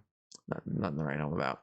The storyline's cool, and I've heard the sequels are far better. I've heard Watch Dogs 2 is fantastic, so I might get around to more of this series. I just don't know if I'm gonna do the Xbox One stack of the first game because I think it's glitchy there too, and I just don't want to deal with that. Before I went back to Florida again, and before the release of the remaster, I did Dead Rising again for the final time. I had done the Xbox One version, or the original 360 version years ago.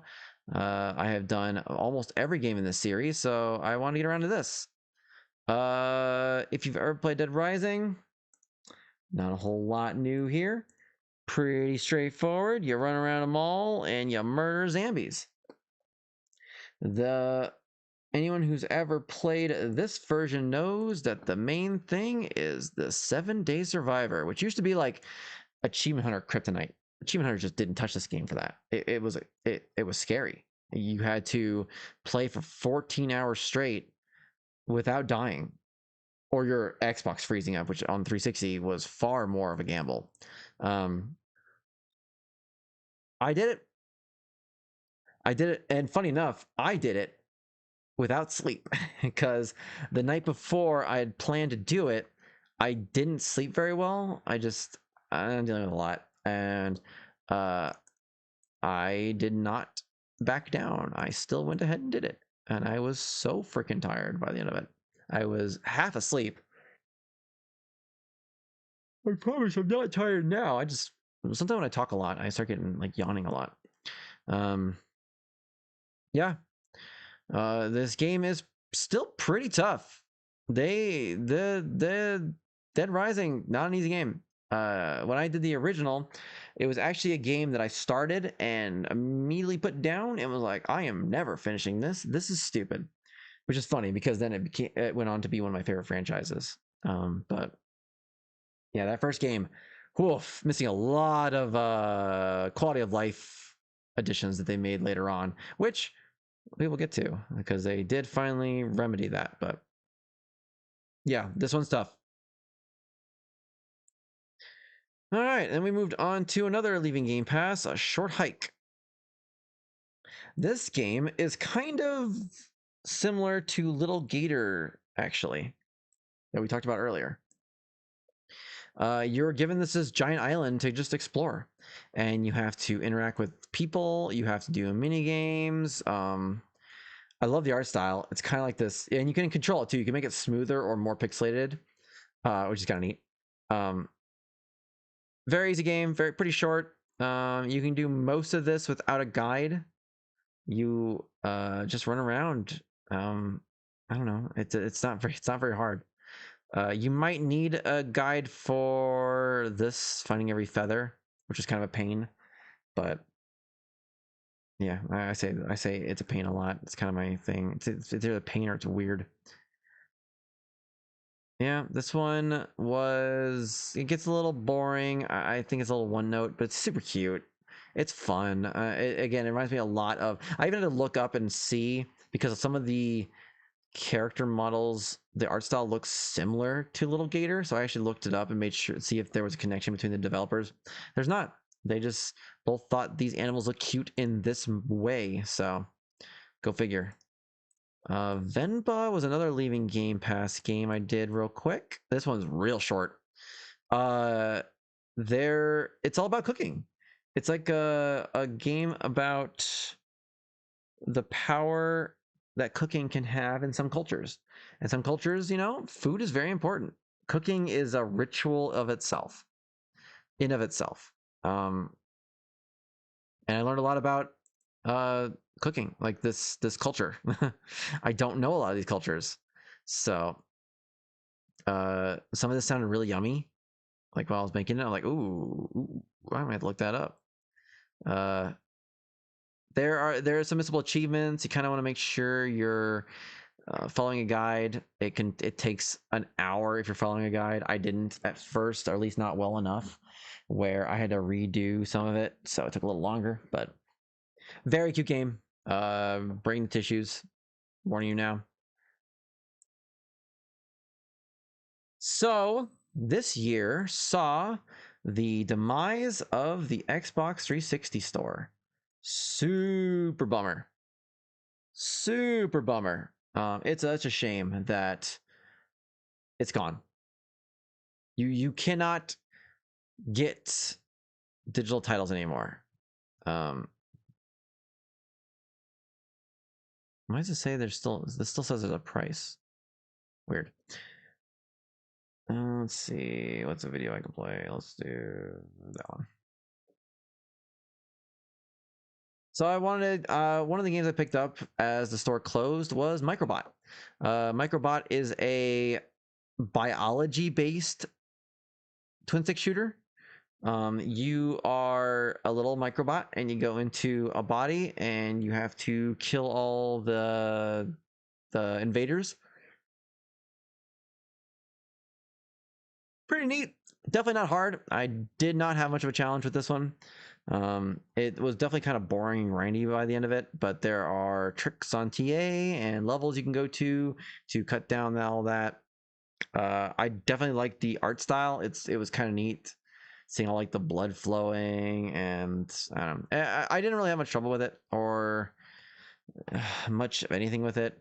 It's okay. Is it an early XBLA title? Might be 2010, so no, it's not, but still an XBLA title, and that used to mean something.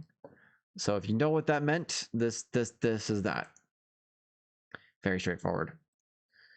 Next we win Dragon Sinker. Why the frick did I do Dragon Sinker? I don't know why I did this game. Is it for this? No. Why did I do Dragon Sinker? You know, I don't know why I got around to this. Was this ever in Game Pass? It's a free play day game. Oh, okay. I believe this was free play day. The Kemco RPG selection. You can pick one. And you can do like one of four. Well, you can do all four if you really wanted to, but I didn't have time for that. So for a weekend, I did this. And what an interesting game. This is very reminiscent of the original, like original Final Fantasy. It is on purpose. Apparently this developer, Kemco, publisher, just pumps out games like this. Just go in the store and find an interesting anime looking but something you haven't heard of box art. Probably one of these games. As you can see, it's like an NES/SNES RPG. Following a guide, you can get through it pretty quick. It took me 12 hours. I did it in the weekend. I never had to buy these games. I always try to get them done before they're gone. Nothing really home to write. Nothing to really write home about is what I meant to say. This is probably the hardest achievement, which is, of course, the last one you can do. You have to fight a boss that every time you defeat it, you have to it gets stronger. Pretty tough. But if you power level and you follow the guide, which I think was on TA, yep, you'll be fine. It's very manageable. Next, Vampire Survivors. I don't think this is the year I started it. Yeah, I started it last year. Oh, yeah. I started it for this, right? Yeah, roguelite. This is when I finally started Vampire Survivors. If you've been living under a rock, Vampire Survivors is almost a new genre of game where you run around and that's it. You don't actually attack in the game. A lot of it is you run around and you collect power-ups, and then your character just attacks, and you just have to survive. So it's kind of like a bullet hell game almost. I would say it's probably the closest or like old school genre I could think of. But then it's all very unique. I know it's its own genre now. Like there are so many ripoffs you can play on mobile and Switch and Xbox, and yeah, there are a lot of them. This is a game that keeps getting DLC. So I finished it originally. I think, yeah, I finished it in 2023. It's a pretty, I would say, easy completion overall. I think I'd categorize it as that much. And then, yeah, then came first DLC, second DLC. I did all that. Oh, yeah, by the time I got around to it, a few DLCs already been out. So, yeah, then Tides of Foscari came out quickly after I finished it last year. And then, yeah, this overwhelming update to Mount Moonspell. And a lot of time these add-ons come out and I don't get around to them right away. Yeah, so this first one came out in March, and then it came out again in May, and then it one came out in August. They're usually the same things. Most of these, it's you evolve the new weapon, you survive the new level, you find some kind of item in the new level. It's maybe something miscellaneous here or there. This final DLC though that came out this year, introduced almost like they call it, what do they call it? Mission mode, I think they call it. Adventure mode. They call it adventure mode. And it is essentially a campaign, but you're locked to what characters you can use, what upgrades you get. It's actually kind of tough. This is the first time that this game actually was kind of hard. It didn't take long though to still finish, but it is what it is. Maybe this game will actually get harder as they go on. I don't think they're done updating it yet. A lot of updates have even been released since between this one, even this one. But this developer is awesome, and they will not add. They have said they will not add achievements to licensed add-ons, which is great because there have been a Among Us add-on, there's been a Castlevania add-on, there's been a Contra add-on, there's been a something else I can't think of right now, but those don't get DLC or those don't get add-on achievements. So cool game, recommended. I think this is in Game Pass, isn't it? Yeah, still in Game Pass. I don't know how much longer that'll be. I think they make good money that way, so maybe they'll keep it there for a while. But all right, back to trying to clear up the Xbox 360 backlog. I did Front Mission Evolved. I really like the Front Mission series back on the Xbox, not Xbox 360, the PS2. They are grid-based strategy or tactical games where you have to, kill enemies and fight and you target and it's not very complicated. So it came to a huge surprise when I popped this sucker in because I want to get these online achievements done, and it is a shooting. It is a third-person shooter. Did not see that coming. Did not even kind of expect that. Yeah, that pretty much describes it. It is a third-person shooter. You go through locations. The story mode is definitely the easier part of the completion by a good bit.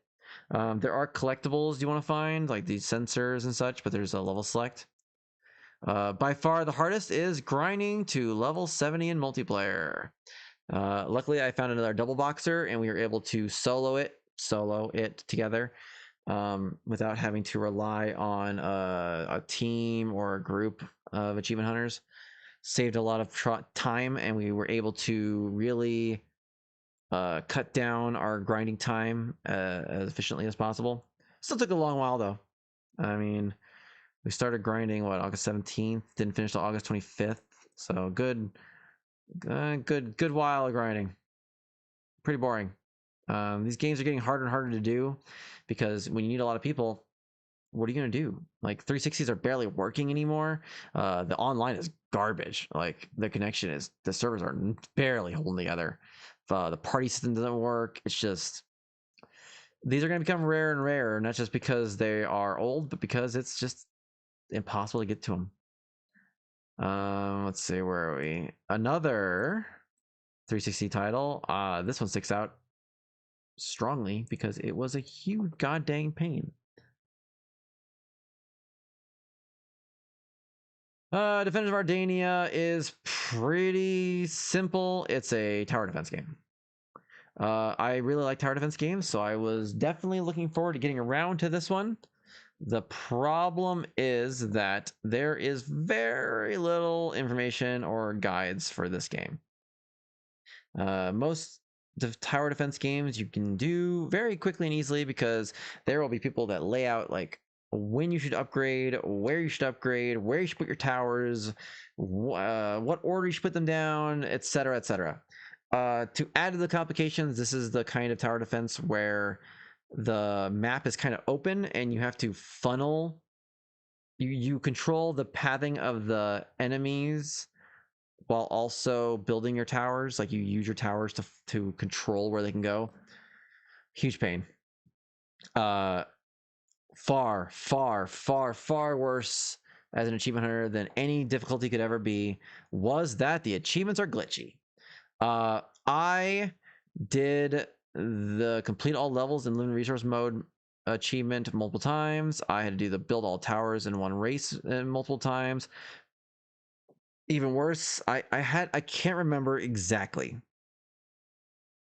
but I had to do something about putting my, I think it was putting my save file on a USB drive and pulling it as it loaded up my save, and that somehow made it so it was my gamer tag, but it didn't read the metadata saying I had the achievement, so that way when I earned the achievement, it would unlock. It was a huge pain. It was very nerve-wracking because I could very well have just been boned. They're not going to update this game. This game came out when?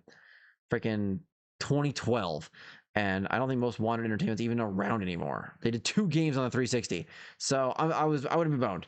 So it was very stressful, especially because this Don't Panic achievement was one of the ones that wouldn't unlock. So as you can see, like I unlocked my other achievement at 11:44 that day and took till 5:30 later that day to finally push this achievement to unlock. Stressful. Otherwise, it's not a very hard game. It can be pretty tough, especially this achievement I'm showing here. This is the Survivor achievement. This survive 60 waves on survival game mode. That was tough, but once you get down, you got it. What a pain. That game was stressed me out so much. Speaking of games that stress me out, I don't know why I hate this game so much.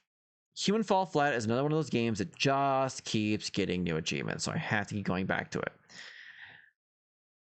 By all accounts, it is a very easy game. Each update doesn't take very long. It's not hard. It just something about the mechanic of it being all ragdoll physics, platforming, gameplay. It just ticks me off. I don't enjoy it anymore. I am just not having fun anymore.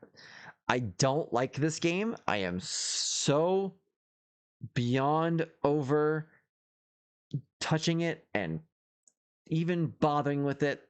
Every little mistake, every little weird fun glitch that I know is the whole premise of the game just sets me off. I am so over it. I don't know why. I just don't like this game anymore. But luckily, again, the achievement, the new map, it was easy enough. Takes like less than an hour. Looks like it took me probably, yeah, far less than an hour probably. So again, I don't know why this game ticks me off so much. It does. I'm so over it. But on something better, this was a year where I decided to treat myself and actually play new games. Mana, the Seiken Densetsu Mana series is probably one of my favorite series of all time. It got me through a lot as a kid, both on Super Nintendo and on PlayStation. I just love the games. They're great. So imagine my surprise when Square Enix finally throws us Xbox players a bone and releases the newest entry in the series on Xbox. It was the first one, Visions of Mana, and I was so excited. So I bought it day one and just jumped in. I did not care that some of the achievements could be that there could have been unobtainable achievements, there could have been permanently glitched achievements, there could have been just so many issues. But I did it. I jumped right in, man, and I played it. I enjoyed it. It was a very cool game. The gameplay is, I mean, if you played a Seiken Densetsu game, you kind of know what you're getting into here. I love the graphics. It's very pretty. It is a very pretty game. One problem was, again, I was like one of the first people jumping in, so there were not a lot in the way of guides. So things like collectibles and such, you're kind of on your own. Yeah, I wasn't even like top 10 to get it done. But yeah, where was I actually?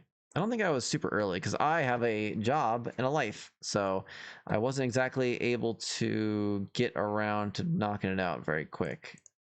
Why is it in alphabetical order? Who does that? Ugh. Come on, TA. Can I like filter out the people that don't have timestamps on their completions? Like, I don't care. You guys probably glitched it. Oh, these are just people that didn't finish at all. TA. Trying to see where I was in the leaderboard. Oh, they have not many people finish this at all. Where am I at? I can't be that far on then. Oh, maybe I did better than I thought. Oh, all right. Definitely top 20 at least. So wait, there's no way to just see the leaderboard?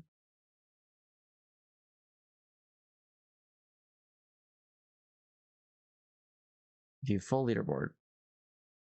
Dumb. Yeah. So it's a cool game. Gameplay was pretty neat.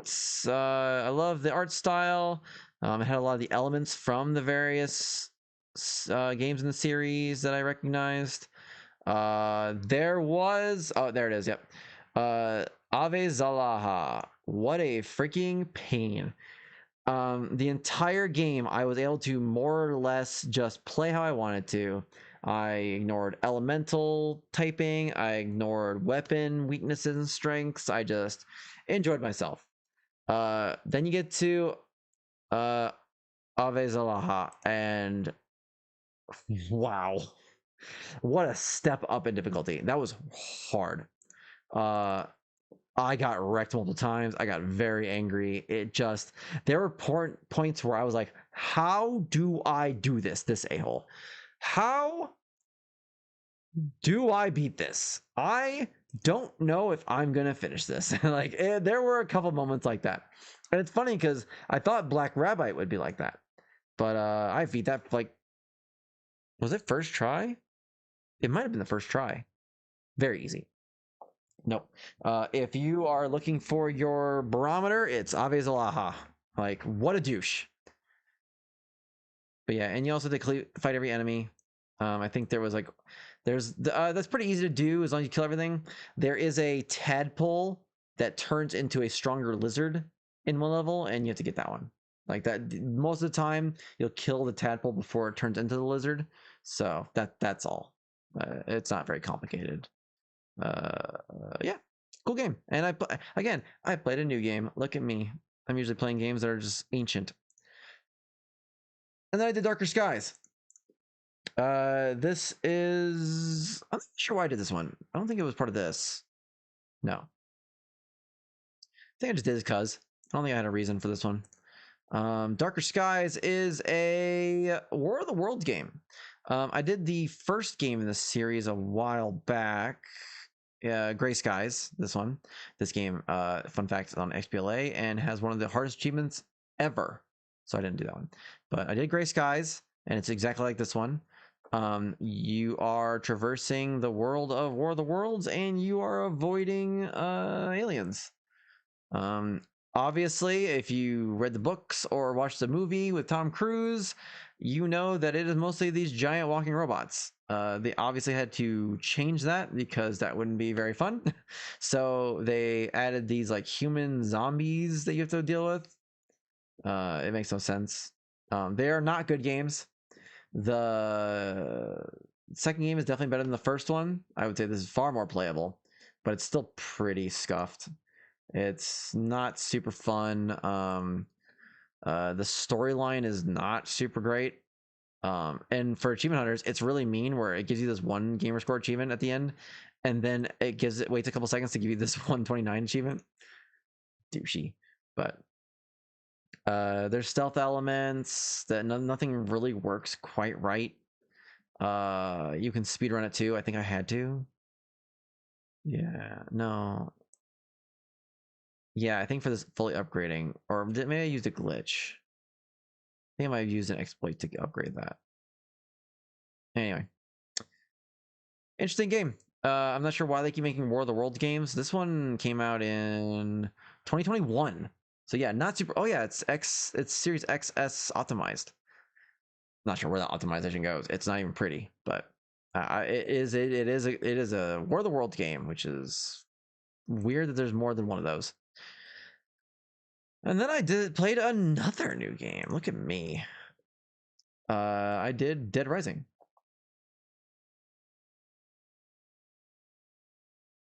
So, Dead Rising Deluxe Remaster came out this year, and it is good. There's no way around that. It is a fun game. They took the old game, they polished it up. It looks great. They added such good quality of life adjustments that even the sequels didn't have. They didn't they didn't remake it. It's just remastered. So it plays pretty close to the first one with just enough polish to make it just that much better. Like, this is how a remaster should really be, where because it's not quite Resident Evil 4 remaster, which is a totally different game, or Resident Evil 2 or 3. It's the same game just with better polish, and it's awesome. Just little things like making it so B button doesn't do everything. Great. These a-holes will still stun lock you, and that's a huge pain, but hey, whatever. They also took out some more annoying achievements, like eating every food. And I was actually like confused because at one point I was eating all the food. I'm like, why haven't I got the achievement yet? They took the achievement out. It's just gone. They didn't need it anymore. Other ones like dressing in every outfit in the mall tracks that now. Like, you can go to a locker, and not only can you see which ones you've unlocked, but you can see how to unlock the ones you haven't gotten yet, and what part of the mall and what store it's in. Perfect. For an achievement hunter, that's fantastic. And then, of course, the coup de grace is that you can time skip. They kept the structure of the game where you are having to answer calls at certain times of the day, but they made it so you can time skip. That includes in 7-Day Survivor, which means that the achievement that used to be for sitting there for 14 hours straight without dying, you can now narrow down to about 3 hours. Awesome. They also added like random item drops in that mode too, so you can do that. Cool. All around awesome. I was really glad to get around to it. I was also, again, it was a new game, so I got around to that and knocked it out pretty quick. I don't think I was one of the top people again, yeah. But yeah, it's hard to be top a lot because I am usually at work while everyone else is just blowing through these games. So all the games I'm top in, I'm either got it for a review copy back when I was doing that, or it's insanely hard and I'm stupid and got around to it and finishing it. So I think we'll get to some of those games actually here shortly. After that, I did Rise, which I have owned since the Xbox One came out. I don't know why I didn't get around to it. I didn't start this, did I? No, I did not start it for this. But yeah, Rise is it's a very basic. It's a basic action game, but it's very well done. They did a great job at it. It's just pretty. It plays great. It's got that Batman Arkham Asylum like block combo part, parry attack system. It doesn't do anything spectacular, like out of the ordinary or new, but what it does perfect. The storyline's kind of interesting.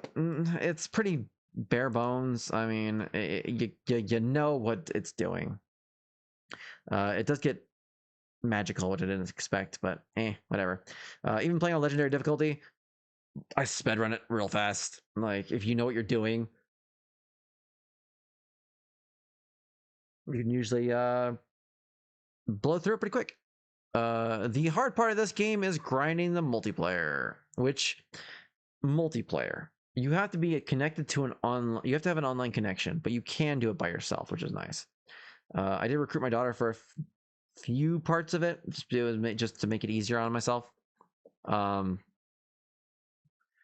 Yeah, it's very grindy. That's all. If you have a general idea of what you're doing, you can limit the grind as much as possible, but it doesn't make it less grindy overall. It's still a pain. It's still boring. It's still something you're going to have to really sit and grind for, God, like 20 hours. It's such a shame because otherwise it's a great experience overall. They did a really good job. It's Crytek too, so that explains why it's so dang pretty. I remember when this came out, it was like mind blowing how pretty this game was. All right, and then Legend of Mana. So as I said before, Visions of Mana was the first Mana game that was on Xbox consoles. It had come to DS before. There were actually DS exclusive entries. It was on the PlayStation. It's been mostly a Sony platform game. Then Legend of Mana, which is my favorite entry, and probably one of my favorite games of all time. It's very important to me. It means a lot. Legend of Mana came out on the PlayStation 1, and then I think 2022, I want to say, it started porting to their platforms. Came to Switch, came to iOS, came to Android. Did not come to Xbox. I was pretty bummed about it. And then Visions of Mana came out. And then they had I forget what the conference was. Xbox had some kind of show in September. And they announced a bunch of Square Enix games coming finally to Xbox. And Legend of Mana was one of them. And I called in sick. I sat down and I played this all day long. This game is still so cool. Like, it's very unique in a way that they don't do often for games. The music is beautiful. The art style still holds up. The mechanics of the game are very unique. Like, you build not just the map and your weapons, but you build the story, and I don't know. It's a very unique entry in the game that not many other games have ever even tried or gotten close to doing. Yeah, I could sing the praise of this game forever. The achievements weren't too bad. A lot of it is, again, there are multiple branching storylines and parallel storylines going on throughout the game that are easily missable. Like, this is the kind of game where if you were going for the completion, one wrong move is going to set you back tens of hours. So if you do this for the completion, unless you are in it for the long run and in it just to ride it out, follow a guide. Again, this is an old game, so the guides are numerous. You can easily find guides that just run you through the game step by step and getting all the events. There are, I forget how many events there are. Yeah, this is it. It's like 60 some, I think. Yeah, a lot of missables. As you can see, a lot of the missable icons are showing up. It's not easy. And the game is kind of hard. They definitely did not skimp out on the combat back then, and it is very much that era of game that they did not pull any punches, and it will kick you in the nads if you let it. The biggest disappointment for me is that, let's bring up that leaderboard. Oh, look, I am in second place. I was short about 15 minutes of getting first place in this game. that would be painful enough as it is. But the reason it happened, even with me going to work that day, like I called in the first day, I played all day. I was way ahead of everybody. And when the second day came up, I had to go to work. I can't just call in all the time. Um, I watched as this FF Tonberry guy slowly got ahead of me, slowly got like kept catch up to me, and then got ahead of me. I got home. I started just plowing through what I did. I got to the end, and the achievement didn't pop. The do all events achievement, the little cactus one. I was heartbroken. I thought I might know what it was, so as I am sitting here, I'm ahead of this guy again. I started playing through the game again. Like, this is a 30-40 hour game, and I started playing through it again, and I started blowing through it, and it was neck and neck, and I got to the event I thought I had missed. Nothing. It didn't pop. And I was like, oh no. So I loaded up an old save from my first playthrough. It was a really easy fix. It took like 10 minutes. And by the time I got it, he had already finished the game and gotten the first place. I was so dumb. I was so close, man. I was so bummed. It was such an easy fix. It was like one of the like first group of missions, man. I don't know how. Oh, so it's not that I missed it. When you finish a mission, as you can see, it says read every entry in Little Cactus's diary. When you finish a mission, if you go talk to the cactus in your house, he writes in his diary. That's what gives you the achievement. And I had spaced on that one. I don't know why. It's the only one I spaced on. It was like one of the first achievement missions in the game, and I just didn't freaking do it. So I will forever beat myself up about that. I could have been first in the world forever, because they're not gonna add achievements to this game. I could have been first in the world forever for probably one of my favorite games of all time. And now I'll forever be number 2. That hurts. But amazing game. Love that game so much. And then I did another leaving Game Pass, The Walking Dead. If you've played any of these games, you know what this is. It is The Walking Dead. It is a point and click adventure. They are very good games. Don't get me wrong. Like, they're fantastic games. But I mean, I've played them so many times. Like, once you play one, you played them all. They're point and click. You follow. You don't even need a guide. For the original Walking Deads, there's nothing missable. You just play through them. There's not a lot of there's not a lot to do. You're not going to be confused by what to do next usually. So I did this leading into October, and the story still hits me. Like, it's still a very emotional story, especially if you really know Clementine and followed her adventures for the first game, because of the second one. Yeah, still feels, but yeah, this led into October, and for October, I did something a little different. What I wanted to do was do a horror game every single day of the month. I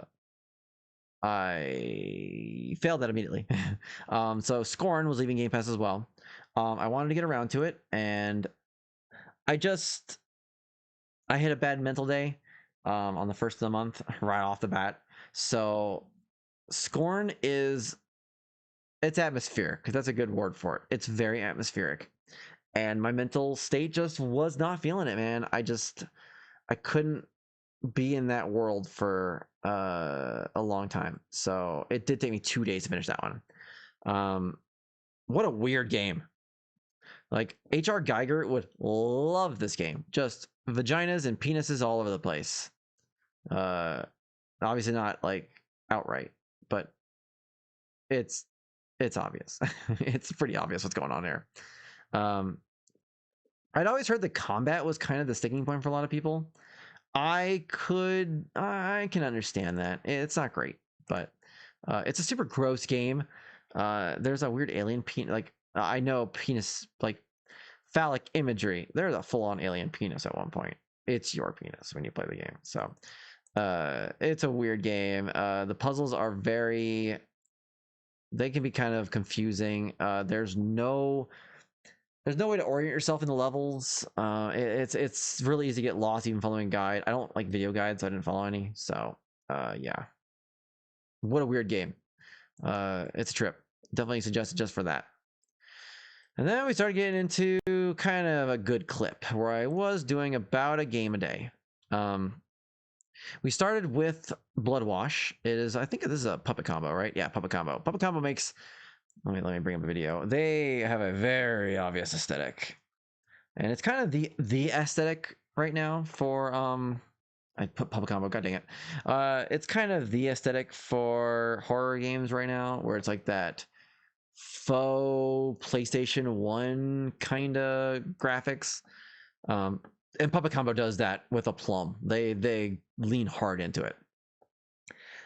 This one sees you going to a laundromat and you got to deal with a serial killer. These games are very short, like an hour.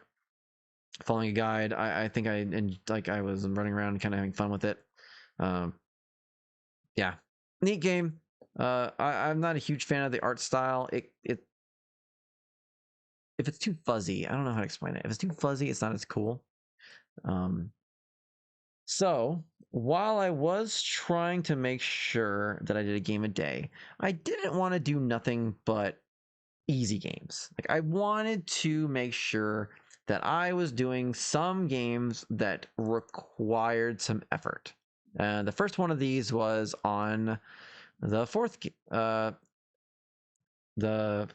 the fourth day of the week, or the fourth day of the month, and it was Home Sweet Home. This game was spooky. It's very tense. There is a lot of stealth. There is some hard achievements. I remember. What were some of the harder achievements? Gaming, no joke. It's based in Taiwan. Taiwan? Yeah, I think Taiwan. This is another game where I had fun looking up the mythology of the creatures that showed up, like the giant skinless giant. Giant skinless giant. Yeah, a lot of that. See, collect all parts of the other collectibles. You gotta finish the outro. Yeah, there's this split path achievement. Yeah. Hey, it's my name. I forgot about that. Yeah. The achievements aren't hard. It's just the gameplay can be tough. The monsters. This is very much one of those you run around and you can't fight back. And the monsters are not nice, and they will murder you good. So, it was generally creepy. That's a good jump scare. I got jump scared a lot this month. There were some good jump scares there. So, next I did Lamentum. This was recommended to me actually. Someone popped in my stream and saw what madness I was doing, and like, hey, I got a suggestion for you. And I only did this one because he suggested it, and I looked and I owned it. It was a Games with Gold at one point. This is a horror game, obviously, but it's top down. It's like top down Victorian Silent Hill, I guess is a good way to put it. You're running around. There's like realm shifts, and it's kind of a puzzle. I followed a guide. I just blew through it. It's not very long. If you do that, yeah, 3 hours for 3 endings. So you can really, the guides I followed, you can save scum and things like that to make it quicker. I think I had the guide here. Oh, I did not save it. No, I don't know what guide I was following, but yeah, see, it was Games of Gold back in March of some year, back when that was a thing. We got free games every month. Nothing hard. A lot of these games, this is the kind of game where as long as you are being pretty thrifty with your supplies as you go on, it gets easier because you just have so much stuff. So that helps a lot. Next, I did Paper Ghost Stories. This was an easy one. This took like an hour, and that was mostly because I was having fun with it. I try not to like just blow through these if I could. I was trying to make it entertaining to watch and play. I had bought this a while ago because it was super cheap, and I think it was actually also leaving. Oh yeah, you can't buy it. It's not on the store anymore. Was it delisted? Yeah, it was. Okay, so that's why I grabbed it. Nothing hard. There is like a chase sequence, but it's all pushed left or right. So if you know where you're going, super quick and easy. I mostly was interested in it and because the art style is kind of neat. It looks all like papercraft. Apparently there's a couple of these games, I think. I'll go back down. Oh, not here. Oh yeah, there it is. Yeah, see there's like Third Eye Open, Paper Ghost Stories. They're cool. It was really easy. Follow guide and none of it's even kind of challenging. Just nice and quick, little easy game. Another little quick, easy game that was not good. I guess Paper Stories wasn't great either, but the art style helped a lot.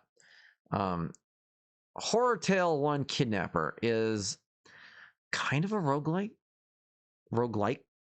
You spawn and you have multiple zones you can go to, like the school and the farmhouse, and you ride your bike there.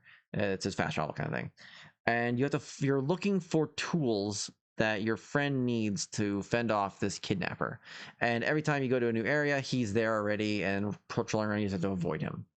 It's not great. It's kind of glitchy. The art style is it just doesn't look good either. It's not fun. I probably one of my least favorite games this month, but it is what it is.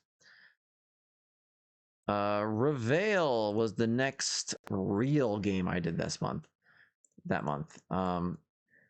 This, God, I can't even talk about this game without revealing why I like it so much. It's spooky. It's a spooky, of course, because I did it this month. I did it in October. You have to. It's a walking simulator. There are a couple sections where you do have to kind of avoid people. Not very often, though. And then there's a twist. I won't say when the twist happens. I won't say even what the twist is, but I did not expect it. It was very cool. Like, that is definitely the highlight of the game, was this twist that just came out of nowhere. It recontextualized the entire story. It was very cool. I definitely recommend this one just for that almost alone. Plus, it is a creepy game. There are a lot of good jump scares and good atmosphere, and it looks pretty. So, can't go wrong, you know? Frightenance, another garbage game. Frightenance was this the hallway simulator? Oh yeah, I love the achievement icons. They're like these old pictures. Let's see. Frightenance is the walking simulatorist walking simulator that is ever a walking simulator. There is no conflict in the game. There is plenty of jump scares, but you are literally in this apartment building and you walk room to room and things happen. And then you go to the next room and there are creepy kids. That's it. Someone thought PT was too complicated, which we'll get back to. They thought it was too complicated and they made this game, and I mean I think there was at least one jump scare that got me, so it's not completely without its merits. Garten of Bonbon is one of those meme games that people play. It's if your kid knows, if you think your kid has brain rot, they probably watch Garten of Bonbon too. And Garten of Bonbon as well. But I did Garten of Bonbon 2 because the first game that came out does not have achievements. It's released as a demo, so on Xbox it doesn't have achievements. So I skipped right to the second game. What is this like? This is like the Wish version, or Temu. How do they pronounce that nowadays? It's the Wish version of Poppy's Playtime. You are stuck in a facility, and the old party things, toys / whatevers, have gone crazy, and they are trying to kill you.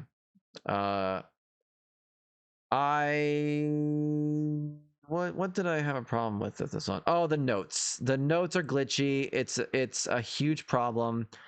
From what I can tell, you have to get them all in one run without dying.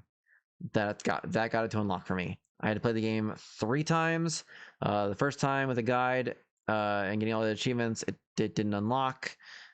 Second time I did it again, still didn't unlock. Third time I did it, no deaths, it unlocked. So take that for what you will. I didn't play a video for this one. A tin of Bun Bun. It's definitely interesting. I mean, I wasn't bored. Well, by the third one I was definitely bored. But yeah, like I said, it's kind of like Wish version Poppy's Playtime, which Poppy Playtime, great game. I'm definitely gonna get around that at some point and almost include it in my month, but I didn't want to yet. It's been on sale right now though for like 30 seconds or like 30 seconds, like $3. So now would definitely be the time to grab it. Evil Inside. I don't remember. Is this the one I was thinking of?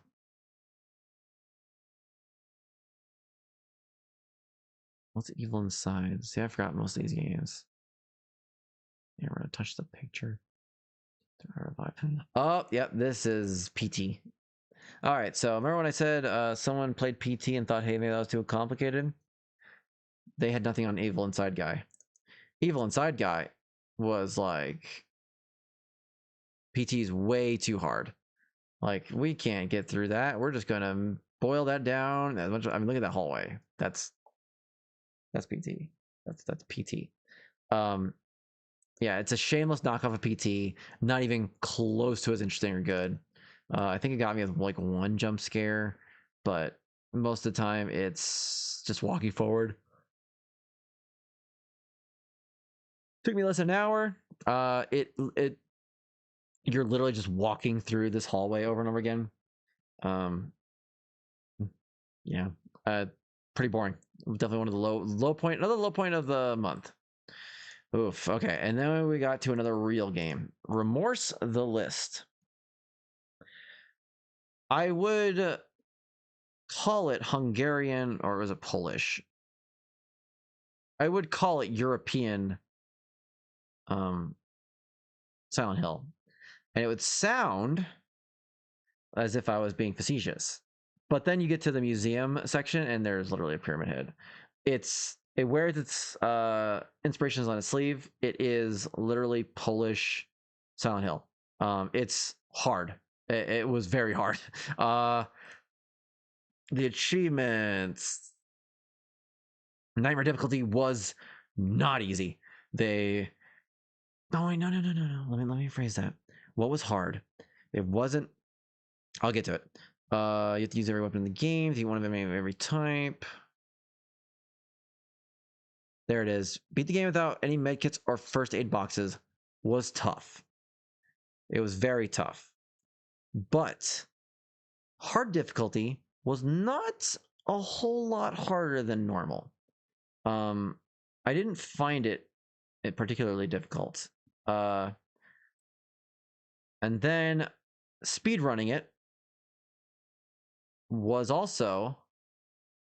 Oh yeah, I did that for hard. Yeah, I did that at the same time as hard. I speed ran it. In less than 2 hours. Not too shabby, not too bad. And I got the nightmare, and I was like, oh no. Normal was rough. Granted, I didn't use any med kits, but still pretty tough. Hard was a little more challenging, you know. So nightmare is I'm gonna be screaming at my game. I'm gonna be so angry. Nightmare was easier than hard. I don't know if that's because I got better at the game. I don't know if that's because I was doing well. I don't know why, but Nightmare was, for me, unmistakably easier. I had a far easier time getting through a Nightmare. So I don't know why. I don't know if maybe I was just getting that good. But man, Very cool. Yeah, look at these little pyramid. I call them box heads because yeah, clearly, or cube heads, but they're just pyramid head. But they like slither on the ground. Uh,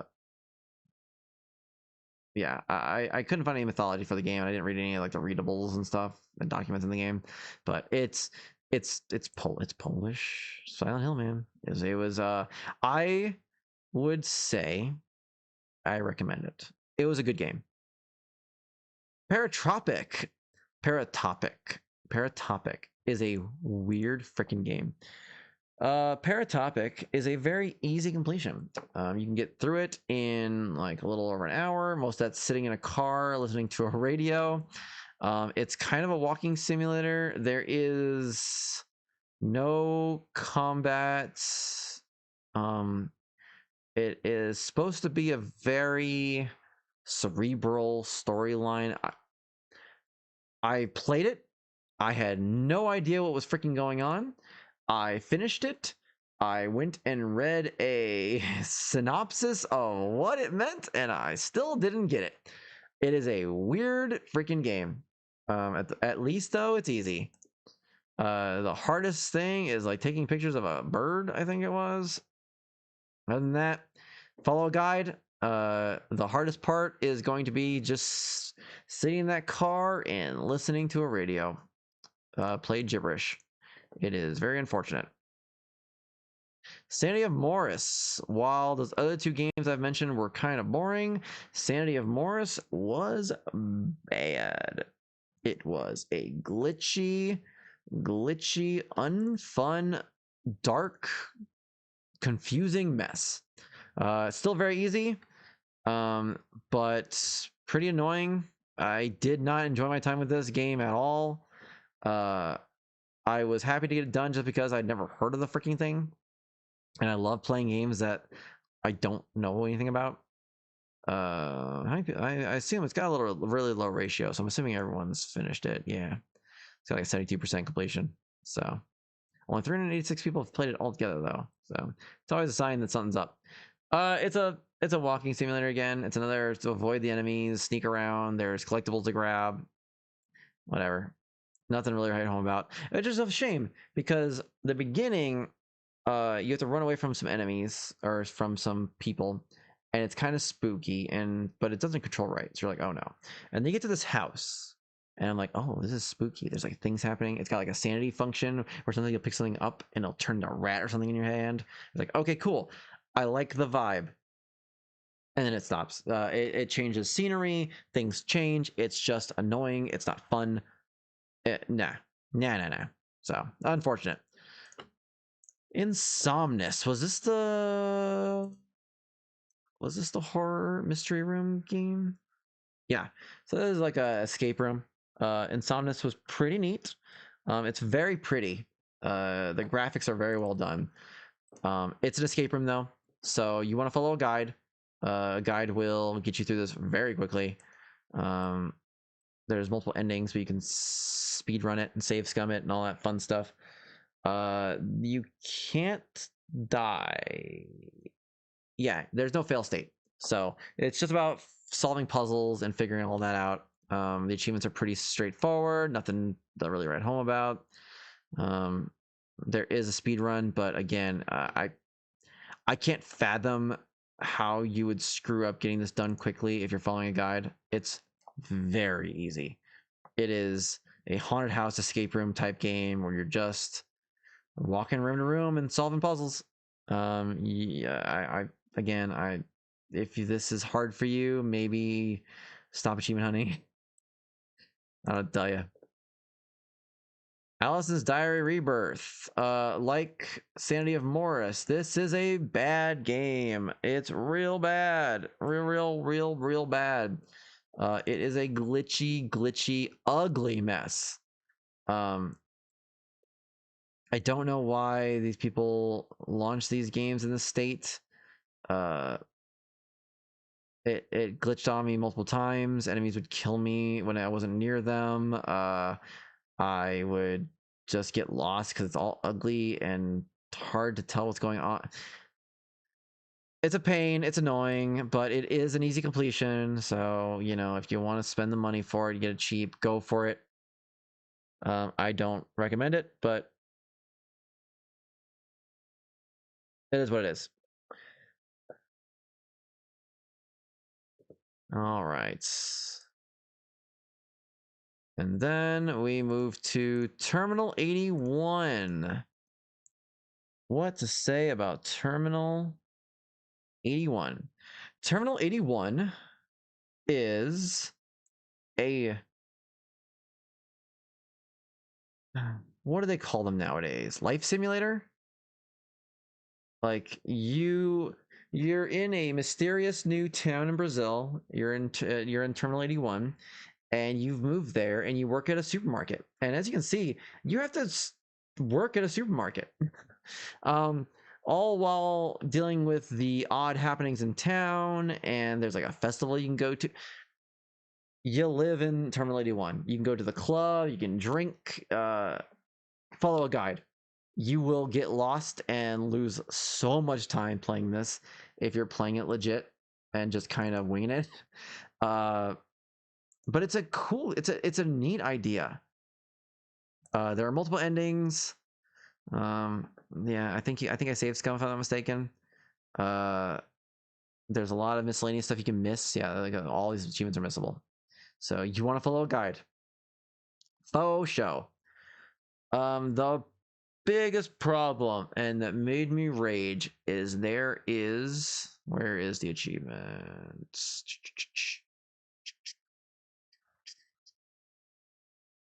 The fair, there it is, a great dancer. I cannot express how much that can go F itself. Let me bring up, here's a clip of the dance. So, you know, usually rhythm games, you got the arrows. I think this is arrows, right? Yeah, there's arrows going across the screen and you push them. I don't know if it comes across in the video, but when you're playing and the arrows are changing colors and there's not a really like it doesn't, you can't quite measure where to push the buttons. It's really, really hard. Really, really hard. I raged so much at that one part. The rest of the game, very easy. Then they throw this dancing minigame BS at you, and oh man, I was so mad. but beyond that, and that is a huge but, because that is again, it was hard. You definitely could get screwed if you're not good at video games and you try to do this for an easy completion. It's definitely gonna get you. So be very careful there. Then I did Mother the next day. We're on day 19. Mothered. Which one was that? Oh, Mothered. This was weird. Another easy completion. All these were, unless I say otherwise, they were pretty easy completions. This one's also same thing. But look at this art style. It's off-putting. It's like you're talking to mannequins. Yeah, oh yeah, wait, no, I can't look. Yeah, this is just how it's presented to you. And they stand around as mannequins, and it's very confusing, and it makes kind of sense when you get to the end of the game. But yeah, look at this. It's ugly. It's a very weird game. The problem is that there are missable achievements that can break your whole playthrough to play over again. Never fun, never appreciated, always annoying when they pop up, but you definitely need a guide for this one because it's obtuse is a good word. It's very obtuse to try and discern what you're supposed to do it sometimes. Don't recommend. Choo Choo Charles. I'm sure most people know what Choo Choo Charles is. I was not sure what to expect. I mean, I kind of knew some of what Choo Choo Charles was. It was like a first person game where you're escaping spooky train. Like, that's not very hard. It's a lot more of a game than that. It's short. It's very short, but you're on a whole open island and you have to go through like dungeons.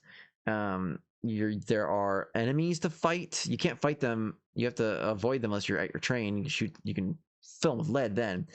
But and then the entire time it's an open world, and Charles is just out there. Uh, you won't know. You'll hear the choo-choo train whistle, and then you're in trouble. You better make sure you're in cover or in your train so you can fight him or something. But yeah, it just felt like more of a real game than I expected. Very cool. The achievements are nothing to write home about. There are missions all around the map. You got to do them all for all the achievements and get collectibles.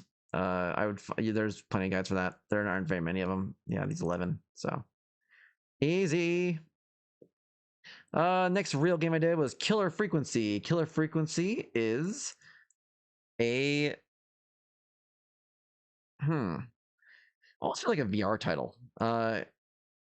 You sit in a single room almost the entire game, and you answer phone calls from around town, and you kind of walk them through their situation.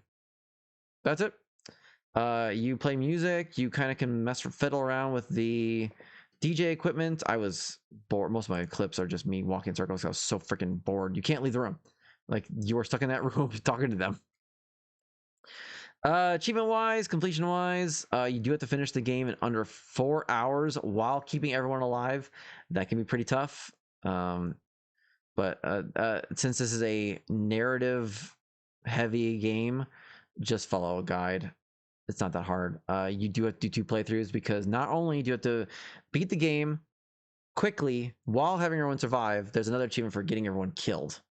So you cannot skip the dialogue, so you have to play through it all again, and it definitely drags on, but I think it's definitely worth the experience because it's a very interesting story actually, and a neat gameplay model. Next was Murder House. I believe this is another Puppet Combo joint. Yep, this is developed by Puppet Combo joint as well. I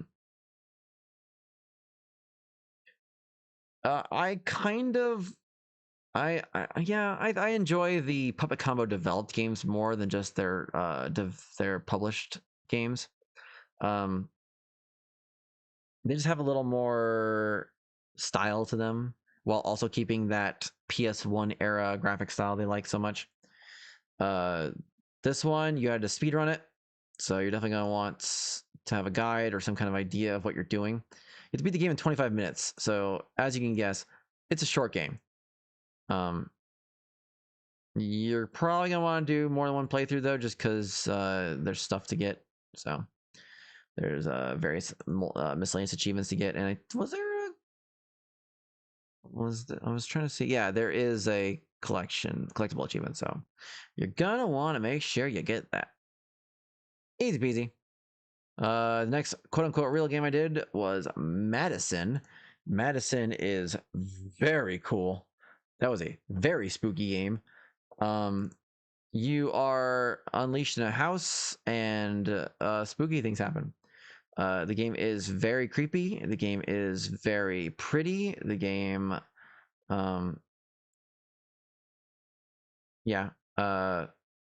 it's very stressful. There are many fail states in this game. And there's also achievements for like surviving parts without dying. There's pictures you need to take. There's pictures you need to beat the game without taking too many pictures. And your main mechanic and form of defense is a camera. So, definitely gonna want to guide for this one, 100%. Just get done as and as a speed run. This has it all. If you can do this all in one playthrough, more power to you. I was not able to get the speed run and the pictures because usually you're in a hurry, so taking pictures is helpful. And then you get to take 500 photos while also keeping it under 4. It's follow a guide. Definitely recommend Madison. Very cool game. Back to the garbage. Buried Alive. I did this one because almost no one's done it. As you can see, 133 people have played it. It came out. Oh, it actually came out this year. Oh, look, I played a new game. Look at me. This is. I'm trying to think. I guess you can't really call it an escape room. It kind of is. It's very much about finding the thing for the next thing for the next thing and then leaving the area. But there are antagonists trying to murder you, and you have to be stealthy and careful. So it's not quite as straightforward and simple as an escape room. And then there's like a full-on combat section at the end. Yeah, the hardest part of this was there were no guides for it. Because again, not only was it a new game, nobody's played this game. There was nothing. I could not find almost any information about this game when I did it. Especially this like reading every. Oh wait, no, there was one that was really hard. It was the graveyard. Yeah, that's why I got last because I had to go back and find him. Yeah, reading every note in the graveyard. Very annoying. Very annoying. They were hidden really well. But yeah. I like doing games that no one else has gotten around to, like Zegapane, for instance. So next we did Infliction. I don't remember this one. Oh no, I do. Yeah, this was cool too. Yeah, this was another very spooky game. Oh, I love this TV guy. Another haunted house, another bunch of spookies to deal with. Not very hard. There are collectibles though that you're gonna want to look around and find. Yeah, I'm not really seeing anything that was tough. Game's very stressful. Lots of hiding, lots of uh moving quickly. It's kind of like you're proceeding with the story, but there is a ghost that'll kill you if you're taking too long. So you got to constantly be moving. So following guide kind of gets tough. The hardest achievement is definitely this killing the ghost one, but just because that's a little bit of a finicky deal trying to kill a ghost. So I thought it was cool. Inoffensively long, only about 2 hours. You can probably finish it in between shorter than that if you know what you're doing. I think I got stuck doing something. I forget what it was, but all that matters. Ugh, this game. What a okay. So again, I was trying to do spooky games for October, and a game called Dead Tree of Ranchiuna. I was like, all right, that's probably spooky. It sure seems atmospheric and weird. It's a game about a kid being bullied, and you just walk through nature as the story is told to you. Very boring. I was so disappointed in this game. The scenery is kind of pretty. I think that's all I can probably say for it. Yeah. See, there's not really anything missable. It's just play through the game. I don't know. Not much to say about that. Huge disappointment. It was really boring. I could not wait for this to be over. What a bummer. True Fear, Forsaken Souls. I think this was the hidden object game I did this month. Or that month. He's skipping letters I push. Oh yeah, this is a hidden image game. You walk around, you interact with sections, everything's still images. You do puzzles. It's follow a guide, and it's not even anything. It's pretty long actually, like 3.5 hours, 3 to 4 hour completion time estimate. But it's not hard. There's no timed puzzles. It's all very easy. This is probably the hardest part. You have to finish the entire game without stopping.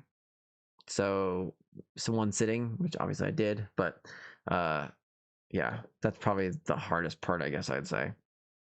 If you follow a guide, obviously things like finishing stuff without using skips or hints becomes pretty easy. Yeah. Another puppet combo, probably their best one, though this was not done by them, which might be indicative of their overall thing. But this is you're working at a video store and another serial killer. You got to deal with a serial killer. It's always dealing with serial killers. And then you drag to his lair, and you got to do some escape roomy stuff. And there is a combat section at the end. There's some pretty stressful puzzles in a sewer. This one is not very chill. There is very little chill in this one. If you do this, you better make sure you know what you're doing. And you better get moving quick. It's still pretty easy though. I can't imagine most people would have too much issue with this one. Yeah.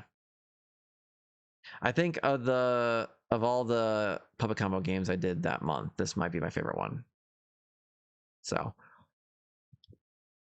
take that for what you will. I did Scholar's Mates. Again, I'm kind of lost what that one was. Let's bring up the video. Oh, this is an escape room. You are in one building with a couple connected rooms, and you go again. You find the thing to interact with the next thing, and the main hook here is you have a very spooky serial killer who is stalking you and can hear you. So if you walk too fast and he's nearby, he'll come running. He can ram through doors. Yeah, it's just stressful. I thought it's very pretty. It's very well done for as short of a game as it is. You have to play on a harder difficulty, but you can. This is one of the best kind of games. You can get to the last door right before you exit. Change it to the hardest difficulty. Open the door. Boom! You got the hardest difficulty achievement. So makes it very easy completion. Were there collectibles? Not really. Yeah. Nah, not really. All right. So yeah, pretty straightforward completion. As all these, follow a guide, cut down on your pain. The final Puppet Combo game I did, The Glass Staircase. This is another Puppet Combo joint that they themselves developed. Another really weird concept. Definitely a little more highbrow than just a serial killer trying to chase you. There's like a school of clones or something, and you're being hunted by monsters. It can actually be tough. That's why it's actually a 1.5 ratio, unlike the rest of these, because there's some tough combat, some time sections. It's a legit game. Of all the Puppet Combo games I played, this is it's a game. You gotta shoot, and you gotta dodge, and you gotta be careful. So, the following guide for this one's good because the house, these games, they're made in the style of PlayStation 1 game. So there is very little in the way of like guides, like guide, shoot, what's the word I'm looking for? Like signs or anything what you're supposed to do next. There's one point where you got to go to a maze, and it's easy to get lost in there. So yeah, definitely use a guide. Night on the Farm. This is another one of those escape roomy type games. It takes place over a pretty large area of a farm, but same thing. Go to point A to point B to point C. Find the key for point A, from point A to point B. If you follow a guide, makes it trivial. I thought it was a neat concept, but overall, yeah, it's a thing. I'm trying to think. I don't think there was any kind of antagonist in the game. It was pretty straightforward. There are collectibles though, so you want to keep an eye on those. So using a guide for the collectibles and the next steps makes it nice and chill, nice and easy. Was there a horror section? I feel like there was like a yeah. You go in like a dream area and you can die. So there's a little bit of a difficulty, but not much. Pretty meaningless overall. To finish off on the final night of October, Halloween night, this game came out like a couple days before.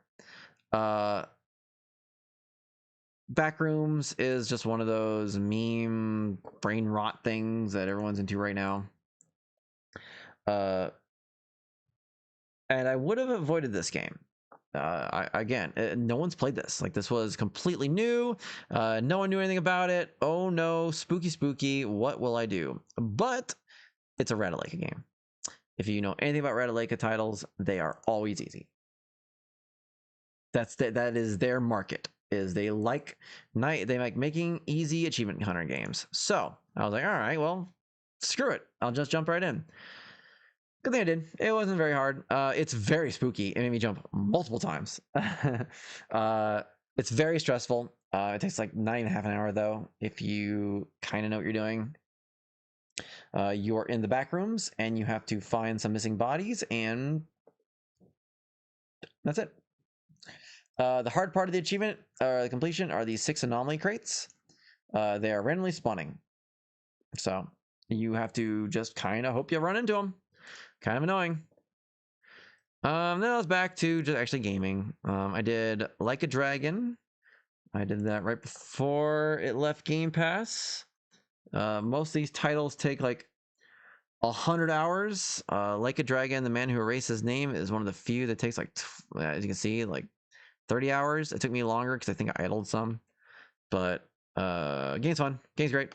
All the Like a Dragon games are so neat. They are, every time I play them, it makes me want to just go out at night and go to a big city and just be out at night. Makes me want to be social. Not much to write home about this one, except for, so most of these games have a, not cabaret, host club, like meeting hostesses for drinks and stuff. It's usually a CG model, like an in-game model you're talking to. This game hired actual actors to do this. I don't know why. It made it very weird and awkward. Some of these girls are not good actors, and it was just peak cringe. It was really hard to get through sometimes. I'm not sure what made them think to do that. It is cool. I don't know about all the actors, but the second girl in the first area is like a Gaiden fan, and she got to be in it. So kudos to her. That's cool. But everyone else, I don't know. It just felt awkward. There was like one girl who kind of felt like she knew what she was acting, but overall, but if you know what Like a Dragon, if you know what these completions entail, it's that, except at a much more truncated length compared to all the other games, are like 150 plus hours. So yeah, got to that before I left Game Pass. So that's definitely indicative of how much shorter it is, because you could never do that with any of the modern ones. So I usually like when games I like get achievements. Bloodstained Ritual of the Night is probably one of my top Xbox games of all time, completions of all time. It's fantastic. If you liked Symphony of the Night or any of those amazing Metroidvanias, it is right up there with them. But then they added this list of achievements for Dominique's Curse, which is an homage to Castlevania 2 Simon's Quest, which is why it's called Classic 2 Dominique's Curse. It's just, you know. Oh, it's not fun. It is. It plays. It looks like Bloodstained Ritual Tonight with the 3D models and everything, but it controls and plays like an old NES game. I don't know why they thought that was a good idea. I don't know why they thought that would be fun. It's not. It is a massive pain. It is very boring. I hated all of it. I followed a guide. I forget where I found it, but it made it painless enough. But it was still a chore. I don't know why they thought that was a good idea.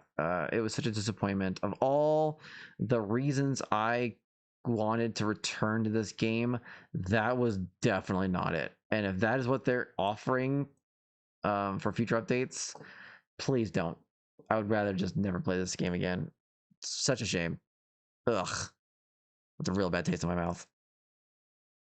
Beyond Blue! I did this for Thanksgiving. I was, to home. I wasn't doing anything. So Thanksgiving time. It is a diving game.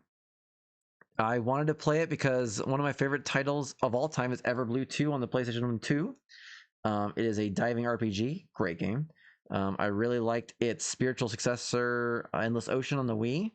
And we don't get many games like that anymore. This is like that. It's even more basic almost because you are just taking photographs of fish. That's it.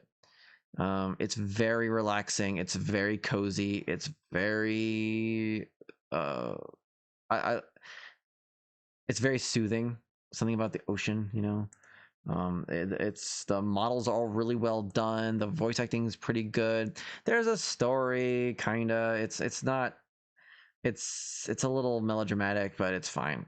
Um, probably the hardest part of it is you have to scan literally every single fish in the game. Um, you have to. Some of the fish count as schools, or some of the schools count as fish, but yeah, you have to scan everything. So that's most of the completion time is just scouring this atoll or this underwater valley or whatever for every single swimming and aquatic creature that is down there. Can be a little tedious, but I enjoyed it a lot. I thought it was fun. It's a couple hours. Not sure why this 5 to 6 hour. As you see, I came pretty well under it, and yeah, never quite outstayed its welcome. By the time I got to the end, I was like, I'm done. Good enough. Do I really need to even bring these up? Minecraft. They added more achievements. I played more Minecraft. By play, I mean I went to an achievement realm and just got my achievements quick without actually involving myself in the content. Speaking of the achievement server, there you go. Here's a video of it. I I don't know. The games are okay. I love Minecraft, I do, but getting achievements is just, yeah, it is what it is. Leaving Game Pass, we got Rainbow Billy, The Curse of the Leviathan. God, what do I even compare this one to? It definitely makes me think of Paper Mario. It's a very similar kind of game, and it's got a very similar feel to Paper Mario. You're going to these islands, and you are recruiting friends by coloring them, which are your attacks, and you have to match the colors that your teammates use to the ones above the enemy's head, and once you fill those out, they are colored and they get tamed and they join your team. That is the extent of combat. Not a whole lot of it because you're mostly what's what I'm looking for? Platforming. Where's the video of that? Yeah, you're doing that. It can be a little grindy. You have to get all your friends up to level 3, which means you have to get all the gifts from fishing. You have to find all the dig spots. You have to complete all the side missions. You have to do everything. And even then, you won't have enough. Luckily, I had fished so much that I had enough to kind of brute force my way through it. Because if you give them a gift, it gives a big chunk of their bar. But if you give them a fish, it's a little bit, but you can get more fish. So, yeah, it took me not super long. It was a cool game. Very easy. Very easy. Very, very, very, very easy. So, not too worried there. I'm going to close that. That's well past done. I did no fate, only the power of will.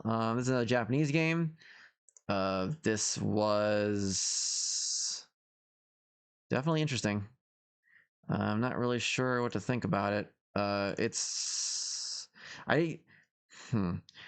did this one and I could not for the life of me find any breakdowns of this, like a synopsis of the story.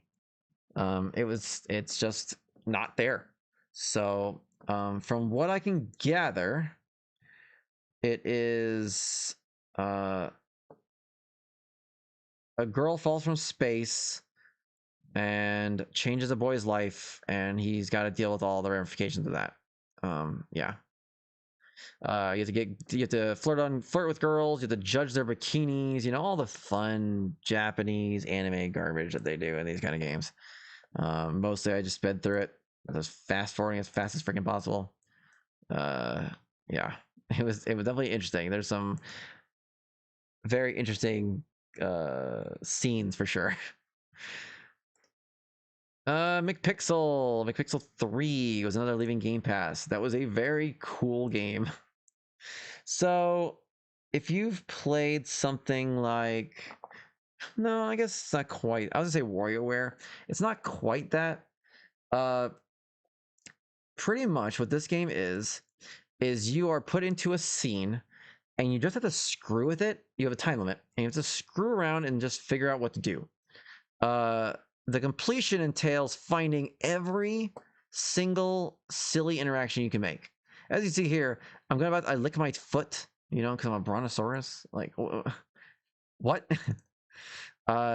It's very fast paced. It's like bam, bam, bam, bam. You know, you do this and the next thing, the next thing, the next thing, and you find Steve, and you got Steve middle mini games, and it's all about just finding every interaction. And yeah, I chuckled quite a bit. It was very silly. Yeah, as you can see, you gotta pick up the tuna, and then interact with the capybara, and then this happens. It was very silly. Also very easy. There are a couple annoying mini games that are kind of hard to get a certain gag to interact with, but overall, I followed the guide. I think I hear on TA actually. Yeah, it'll run you through as efficiently as possible, because once you finish a mini game, if you finish a mini game, it doesn't come up in the rotation anymore until you go back and level select. But if you 100% it first, then you're done. You don't have to come back to it. So the guide on TA will walk you through the interactions to make so that it's the most efficient route possible, which helps a lot. And then my final completion for the year, which was a great one, Power World. Power World was awesome. It took a while to get around to. I started a good bit ago. I started on launch, actually. Me and my daughter really wanted to play it together.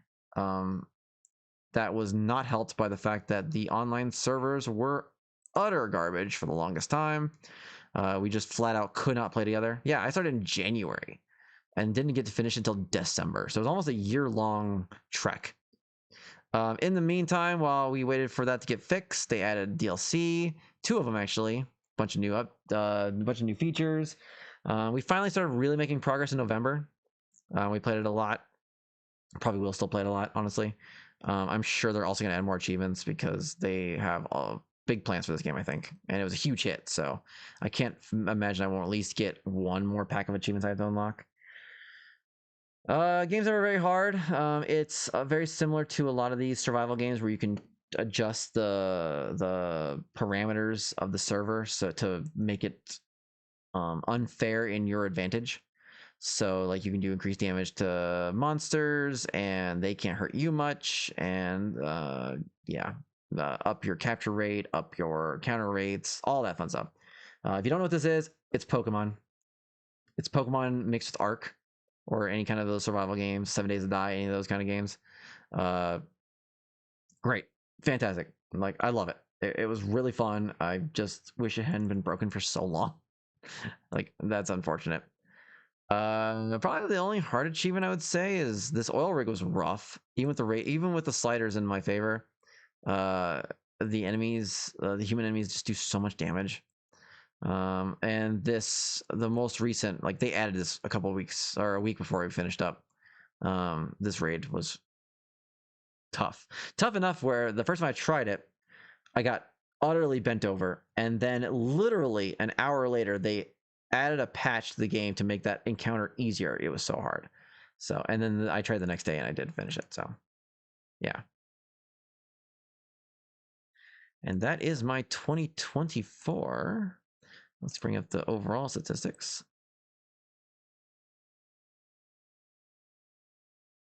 Yeah, I've already got 2025 started. Yeah, 2024. So 2,585 achievements, 93,290 gamer score, had a 2.0 overall ratio. I'm shocked with all those easy games I played in October, but like I said, some of them I played were really hard. I forgot to mention that Remorse game I did. I was like the third person ever to finish that, even though it's been out for a long time because they fixed the achievements right before I got to it. So, yeah, that was perfect timing. I finished 99 games this year, and I started 83. So definitely a lot of those were from last year. Like as I showed, it was the bingo and stuff like that. Yeah. I'm shocked I was able to get so much done this year. I didn't feel like I was being very productive, but I guess I was getting to it. Do it to it. Nailed it. Let's see, where's like my year in Xbox or whatever it's called. Uh, yeah, and then again, my streak is at 4,393 days. Killing it. Probably never stopping that. Yeah. All right. That was my 2024.